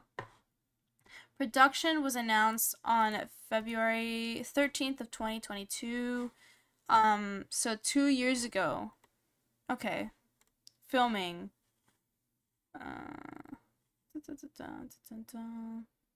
Including puppetry along with also uses AI art. I mean, like, I don't know. I don't know the timeline too much about AI art, but as well as your just motives within all of this. This was released on 1,000 screens around the country theatrically. For context on the number of screens that takes a lot of money. Size, Knives Out had about 3,000 screens, and Uncut Gems had about 2,000 screens. Okay. So while it is on the smaller side, to pretend that this was something that is virtually impossible. It is. It's really difficult to do that. So, you're wrong. Sometimes, I think you don't understand that it costs money to put your movie out on movie theaters. So yeah, no, it does cost money. So with their running, they had to pay for the movie theaters, they had to pay the cast, they had to pay the scriptwriters, they had to pay the effects, they had to pay for puppetry, and all of this on a limited budget, and it came out with a great film. So Watch legally and has no chance of making its money back is very disingenuous. And no, also, it's not though. Everyone who worked on the crew of the movie already got paid for their work. So not seeing this is literally only screwing over the production people in charge. They have to make their money back. This was a good idea. Though. Our support of art has to be conditional. These things have to be a hardline issue. No, Just it doesn't. because they made a small horror film does not mean that they are automatically deserving of access to our money as audience members. And Then lastly, don't give them your money. People are deciding to boycott or not. You can join the boycott, you don't have to. So these people have said, you know what? I don't think it's that big of a deal that they use 3 AI art pictures. It's a limited budget. I get it. It's a little flick. We'll still support them, but just know we don't like that. Don't do it next time. For anybody else. Like, in my Courage the Cowardly Dog video, I had 4 excellent title cards made by the artist Dr. Grambo. So, one more than what the directors say appeared in Late Night with the Devil. And that cost me $50 each. We aren't talking about... That was $50 each? That is severely underpaid, my dude. This is severely underpaid. You gotta pay your artist more for $50 each. 1, 2, 3, 4. Damn.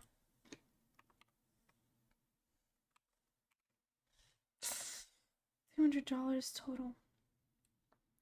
Dude, I don't think you know how much art is worth. That is really underpaid. That is severely underpaid. For that level of work, that's insane. My dude.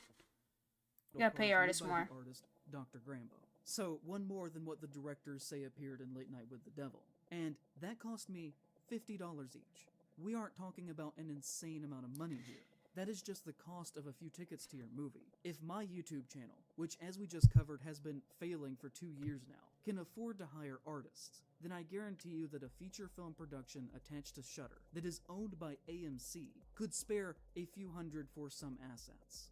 Let's not be silly here.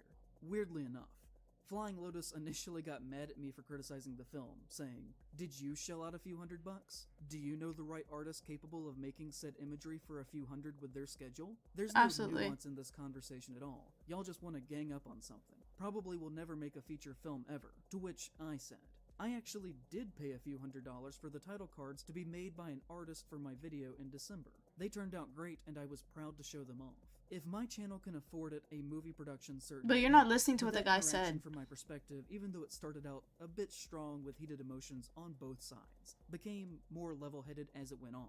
And I'd like to think that we ended in a good place, where we still disagreed, but were no longer kind of adversarial to each other, and ultimately agreed on who the real enemy is in this situation, which is the large companies pushing this kind of technology. We ended by sending love to each other, and that was genuine. I love his work. I think that he's super interesting as an artist, and I really do respect him. All of this is about love and community. It's about talking with each other and working with each other and making cool shit.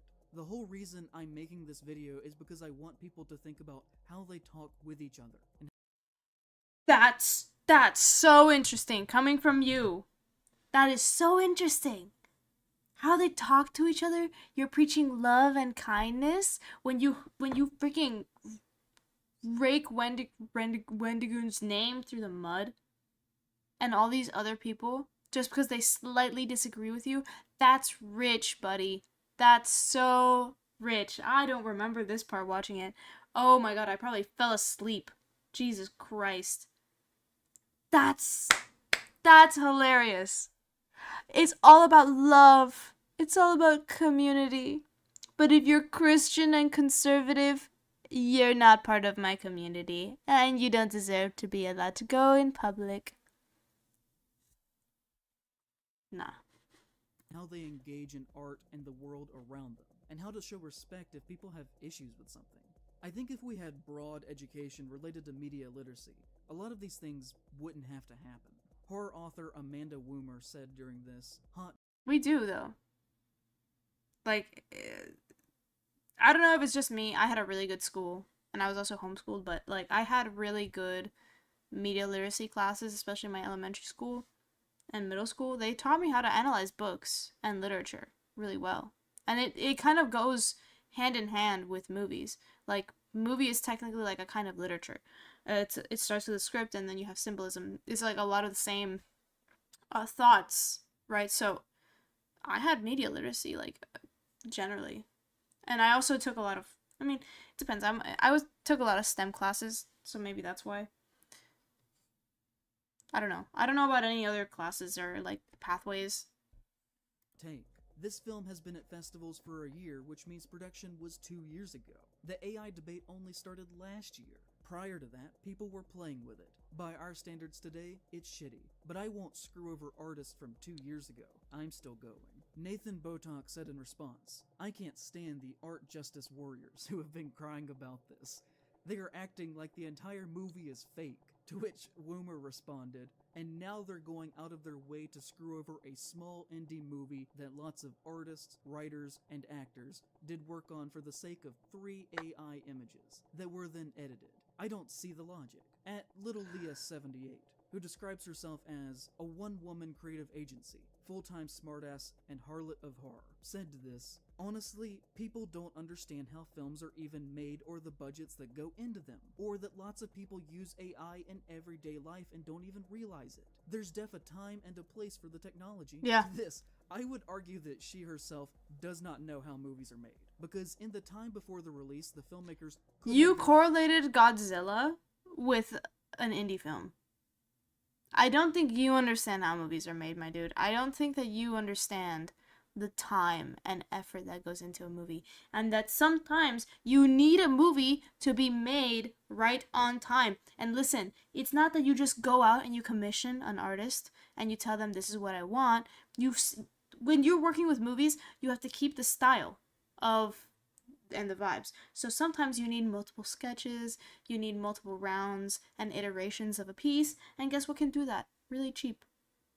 AI.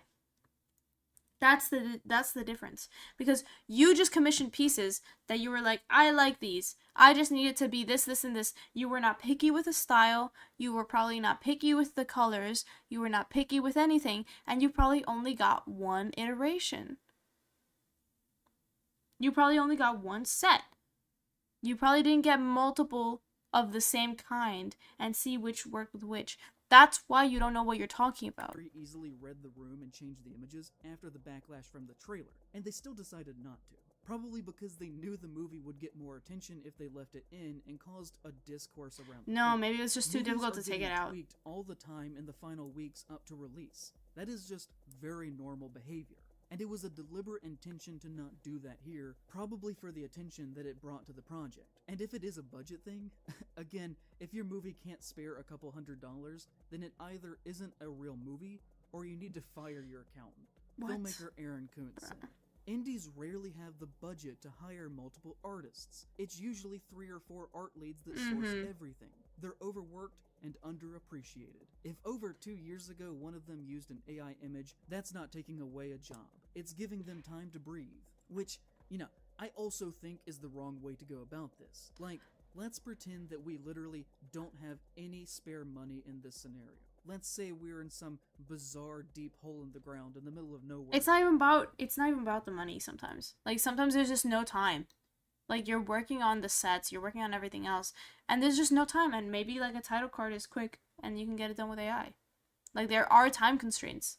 Time is money when you're making films. If you pass a certain date, you're losing money. Where no money exists. If I were in that situation on a very small production as a director, and my art team was overworked, I would either find some free stock images and have some fun in Photoshop, or I would just make the art myself, or I would call in a favor. And if none of You would not make the art yourself. You'd be too busy doing other shit. I promise. And you would not have time to go looking for the exact stock image you need and play in Photoshop. I promise you will not have the time for that. Nobody has the time for that on a full set. that worked out, I just scrapped the idea. If it were, too much. There's so many options they could have done here. And all of this ultimately was done over a movie that was just okay. I had an alright time watching it. There are parts that People liked the movie, though. People loved the movie. Just because you didn't like it doesn't mean it's any less. Like, seriously, that is such a disingenuous statement. Ugh. That, like, made me feel nasty. too much. There's so many options they could have done here. And all of this ultimately was done over a movie that was just okay. I had an alright time watching it. That was just okay. Bro. Be quiet. Stop talking. There are parts Seriously. that I would say Jesus were good, Christ. but it is a solid 6 or so out of 10, if that. A decent but very Dude, it got a really good score. It got a really good score. It got a 97% on Rotten Tomatoes, and it got a 7.1 on IMDb. That's not just okay. That's a pretty good movie. That's not just okay. It's a good movie, and you are just salty. And that's your opinion. very forgettable movie that fails to deliver on its very basic premise, that desperately was in need of at least 1 or 2 more passes at the script before they started shooting it. I knew exactly what I was in for. Dog, be quiet. Be quiet. Oh my god. It needs 1 or 2 more passes, so does your script. Like, check yourself. That's why you got canceled twice. They gave you a second chance. You got a second chance. You got canceled with Hills Have Eyes. And they were like, maybe he can redeem himself. Maybe he can redeem himself. Let's see. No. He didn't redeem As himself. soon as the movie started, and I could already tell that the script needed some extra work badly. When, at the beginning of the late-night talk show, the host only tells one joke in his opening monologue before he moves on to sit down behind his desk to interview the guest. And the There's only reason so that much is the way time, that it bro. is because jokes are hard to write. And the writers either didn't bother to come up with any, or they couldn't actually come up with anything that was funny. Which, if you're going to be making a horror movie about a talk show, then you need to actually have some joke writers. Because without that, you are totally And guess what? Joke writers cost money. Joke writers are expensive. So sometimes the budget's not there. failing to emulate your chosen setting. The band never plays music despite holding instruments. It commits the cardinal sin of found footage by having actual traditional movie scenes done with traditional filmic style, interspersed while they're on commercial break, that breaks the foundation of the form, stuff like that. Visually, What's wrong with that? They're breaking from the norm. So you have your main TV scenes and you have it shot as if it was a late night host, and then it changes to being a real scene and it's shot differently. It's a juxtaposition of the two things. How do I know this and you don't? at times, it was mostly fine. But everything else that they're trying to do reads as totally inauthentic. Compare this to how this same setting was achieved in Miss Maisel, and you can see what I'm talking about. And I know that I'm comparing two different productions that had wildly different budgets from each other. But you should really write for the money that you think you're going to be able to get. Sometimes, shooting for the stars is a bad idea. To me, Real Takes on TikTok had the absolute worst take on this issue, funny enough. When he said, "This type of holier-than-thou bullshit is obnoxious on so many levels. A very particular brand of Reddit bro throwing a tantrum right now over one AI-generated image making its way into Late Night with the Devil. If you're going to say that this is a reason not to pay to support a movie or to not watch it, then I think what you're doing is very counterproductive. This is a low-budget, incredibly well-made passion project. You get a great low-budget horror film made with passion and you're going to cancel it because of your holier-than-thou attitude? When you boil it down, I just find this kind of discourse to be dumb, performative, and unnecessary. Is Absolutely. AI something to be aware of and keep an eye on as the years progress? Yes. Yes, absolutely. This could take This is away a great lot of take. jobs What are you from a lot talking of about? people, but this is not one of the examples to act so hurt about. By all means, go after studios and filmmakers when they give us schlock. When they throw trash at us Absolutely. and expect us to eat it up. But this is not one of those times, and this is misdirected and silly rage. That's a great take. I don't know what you're talking about, my dude. That's the perfect take. I think you're just salty because you paid your artist $200 and you weren't happy with it. Like, honestly. Maybe you were happy. I'm just talking out of my ass right now. But, look. Look. It's literally showing that you're not open to other perspectives right now. Like, it's a small indie company or indie film studio, doesn't have the budget. Yes, they fucked up. Why can't you just give them the benefit of the doubt? And you're harping on the same thing over and over. You're really not adding any more context. At this point, you've said the same thing for like God knows how long. It's been too long, honestly. Like, this segment could have been 20 minutes. I don't know if it's been 20 minutes. Maybe I'm just talking too much. But I think it could have been less than 20 minutes. Probably like 5 minutes. You could have been like, this is the AR art. I don't think this is right because of this. This is what other people are saying. And I think that's wrong because this is this. Boom! But you keep going back and forth. And it's annoying.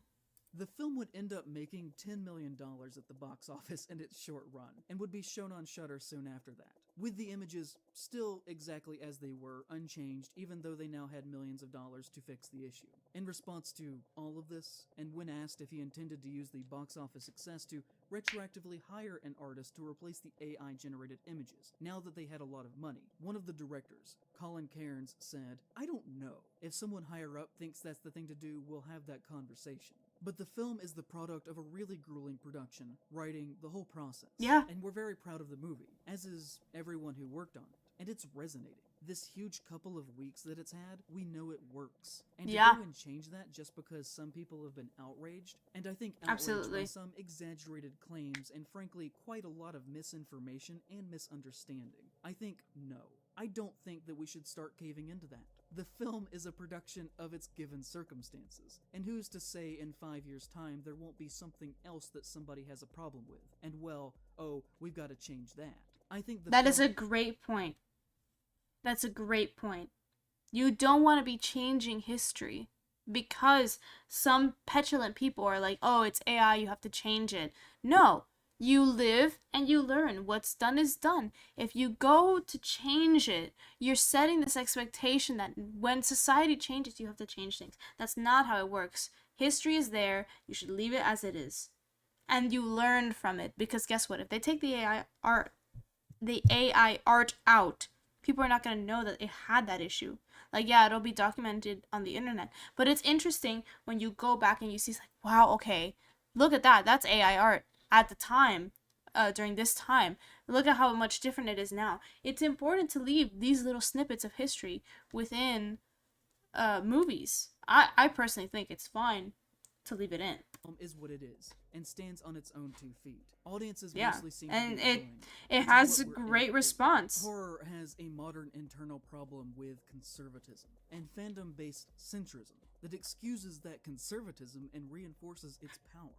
We don't have enough time here to do the entire history of the genre. That would obviously take a while. And this video is already quite long, and we have more ground to cover still. But Yes. horror is an intrinsically left, punk, anti-establishment. No, it's not. It's not left. It's not punk. It's not any of that. Okay? Horror is its own thing. Don't try to associate it with a political spectrum. What does it have to do? It doesn't have anything to do with politics. Countercultural art form that is Maybe counterculture. Maybe. But not punk or left or whatever the fuck. primarily concerned with social issues and pushing boundaries True. beyond what is True. deemed acceptable by traditional, more conservative, polite society. No, dude. No. Nothing to do with conservatism. I promise. Conservatives like horror movies as well. It's not just lefties. Maybe it's just because your friends are leftists and you like it. Cultural And then the conservatives you're talking about are Christians that don't watch horror movies because it's against their religion. Not every conservative is Christian. And not every conservative likes the same things. Some conservatives like horror movies, and you can't just paint people with this giant brush and be like, this is how they are. that is primarily concerned with social issues and pushing boundaries beyond what is deemed acceptable by traditional, more conservative, polite society. There's no other way that you can rationally look at it and still exist within reality. Just about every major work of iconic horror has had a leftist message to what it is trying to say at its heart about the human condition. And the people and the tastemakers... The human condition is not a leftist position. The Hills Have Eyes, right? Let's talk about that one. The Hills Have Eyes. That movie does not have a leftist position. It's about brutality. It's about the monster within everyone. That is not a leftist position. That's not. Coraline is the only other movie. Like, I'm literally wearing the necklace right now. Coraline. Coraline is a horror movie for kids. What's the position? It's about the family structure. It's about being brave, right? That's the subtext. It's about, seeing through reality. It's like seeing through to reality. That is not a leftist position. What makes you think that any of that is a leftist position? Some horror movies can have leftist thoughts. But it's not just that. It's because guess what? You are a leftist and you see things through your position. You see things through a leftist viewpoint. Not everyone is a leftist. Not everyone will see it that way. I think A Quiet Place got some kind of shit because it was slightly conservative in value, because you had the base family and then you had the mother who was giving birth and all that stuff.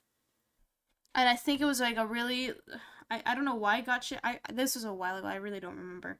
But I think it got kind of flack for being slightly conservative, even though it's not.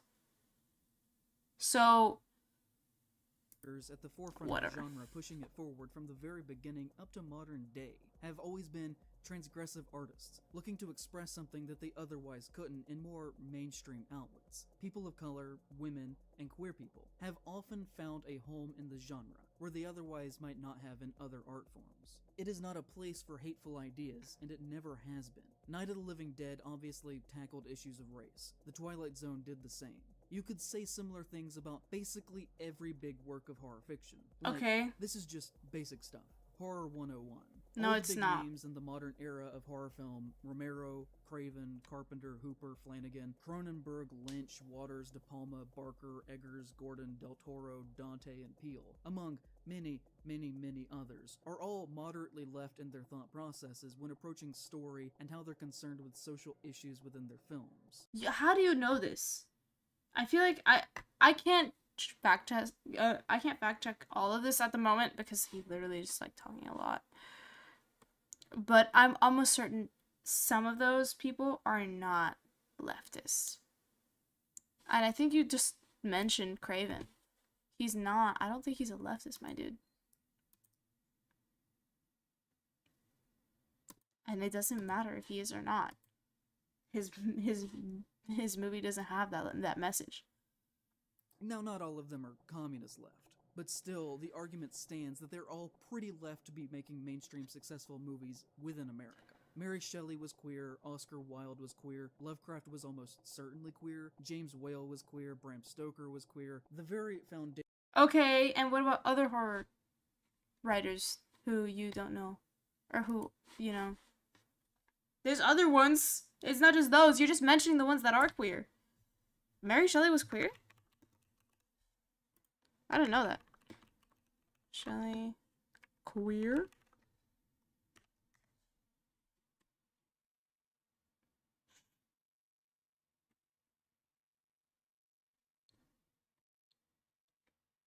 Interesting.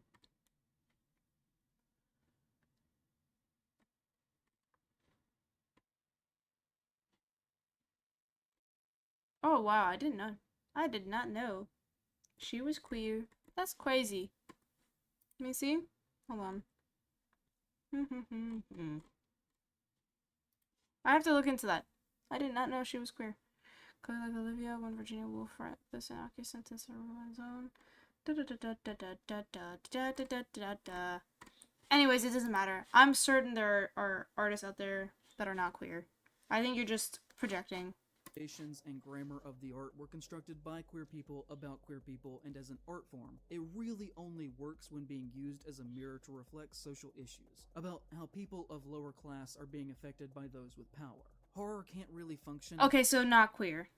So you can also have the position where you have someone who is in a minority, not just queer people, but of like different classes, or maybe some kind of distancing, some kind of othering from each other, then they write it. But I don't think it's necessarily that they are writing horror because of that. You have other writers that write different works, philosophical works, that they feel othered, and it's not horror, but it's something else, you know?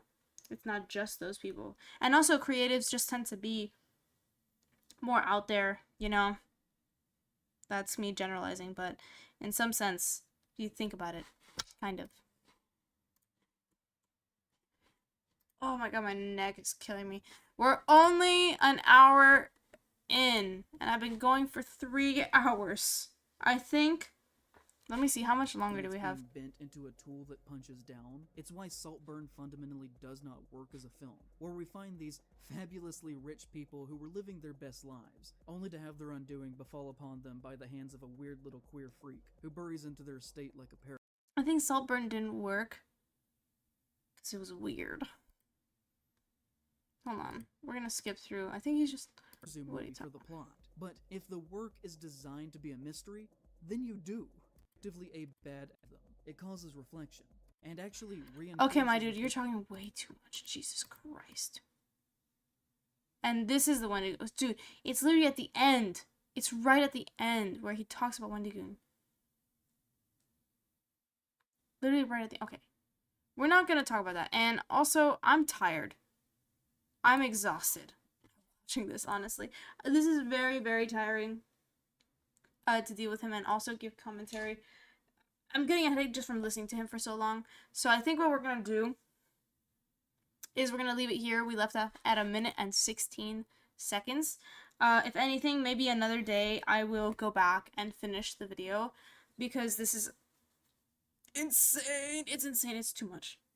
It's too much for me to handle. It's a lot. This guy is a lot, and I don't want to watch him anymore. He's very obnoxious to me because it's like he doesn't listen to himself. If I had any advice to give this man, please get an editor. I think I saw that comment somewhere. Please get an editor. You need to check the flow of your work. Your flow is really garbage. I have that same issue. My flow is really bad when I write because I write very sporadically. So sometimes I'll write one thing here and then move it there. I've had to get better at it. So I would say like you go on for too long on something. I don't know if you script it. I assume you script it because it sounds like you're reading off a script. I'm not gonna say that that's 100% the truth. If you script it or not. I suggest you read your script again and again and again, like as a whole, and have somebody else read your script, please. Someone else who's not agree with you. Please, please find somebody, anybody, because this was a nightmare to watch. Honestly, this was a horror movie in and of itself. So we're gonna be ending it here. Thank you to everybody who came and watched my stream. I'll be streaming probably again tomorrow later at night because I got work tomorrow. So I will be seeing you guys soon. Thank you for showing your support and watching me. I'll be back tomorrow and we'll finish this video because I am not going to be able to finish this today. We've almost been going for 4 hours. And I need to drink more water. So, I'll see you guys later. Bye!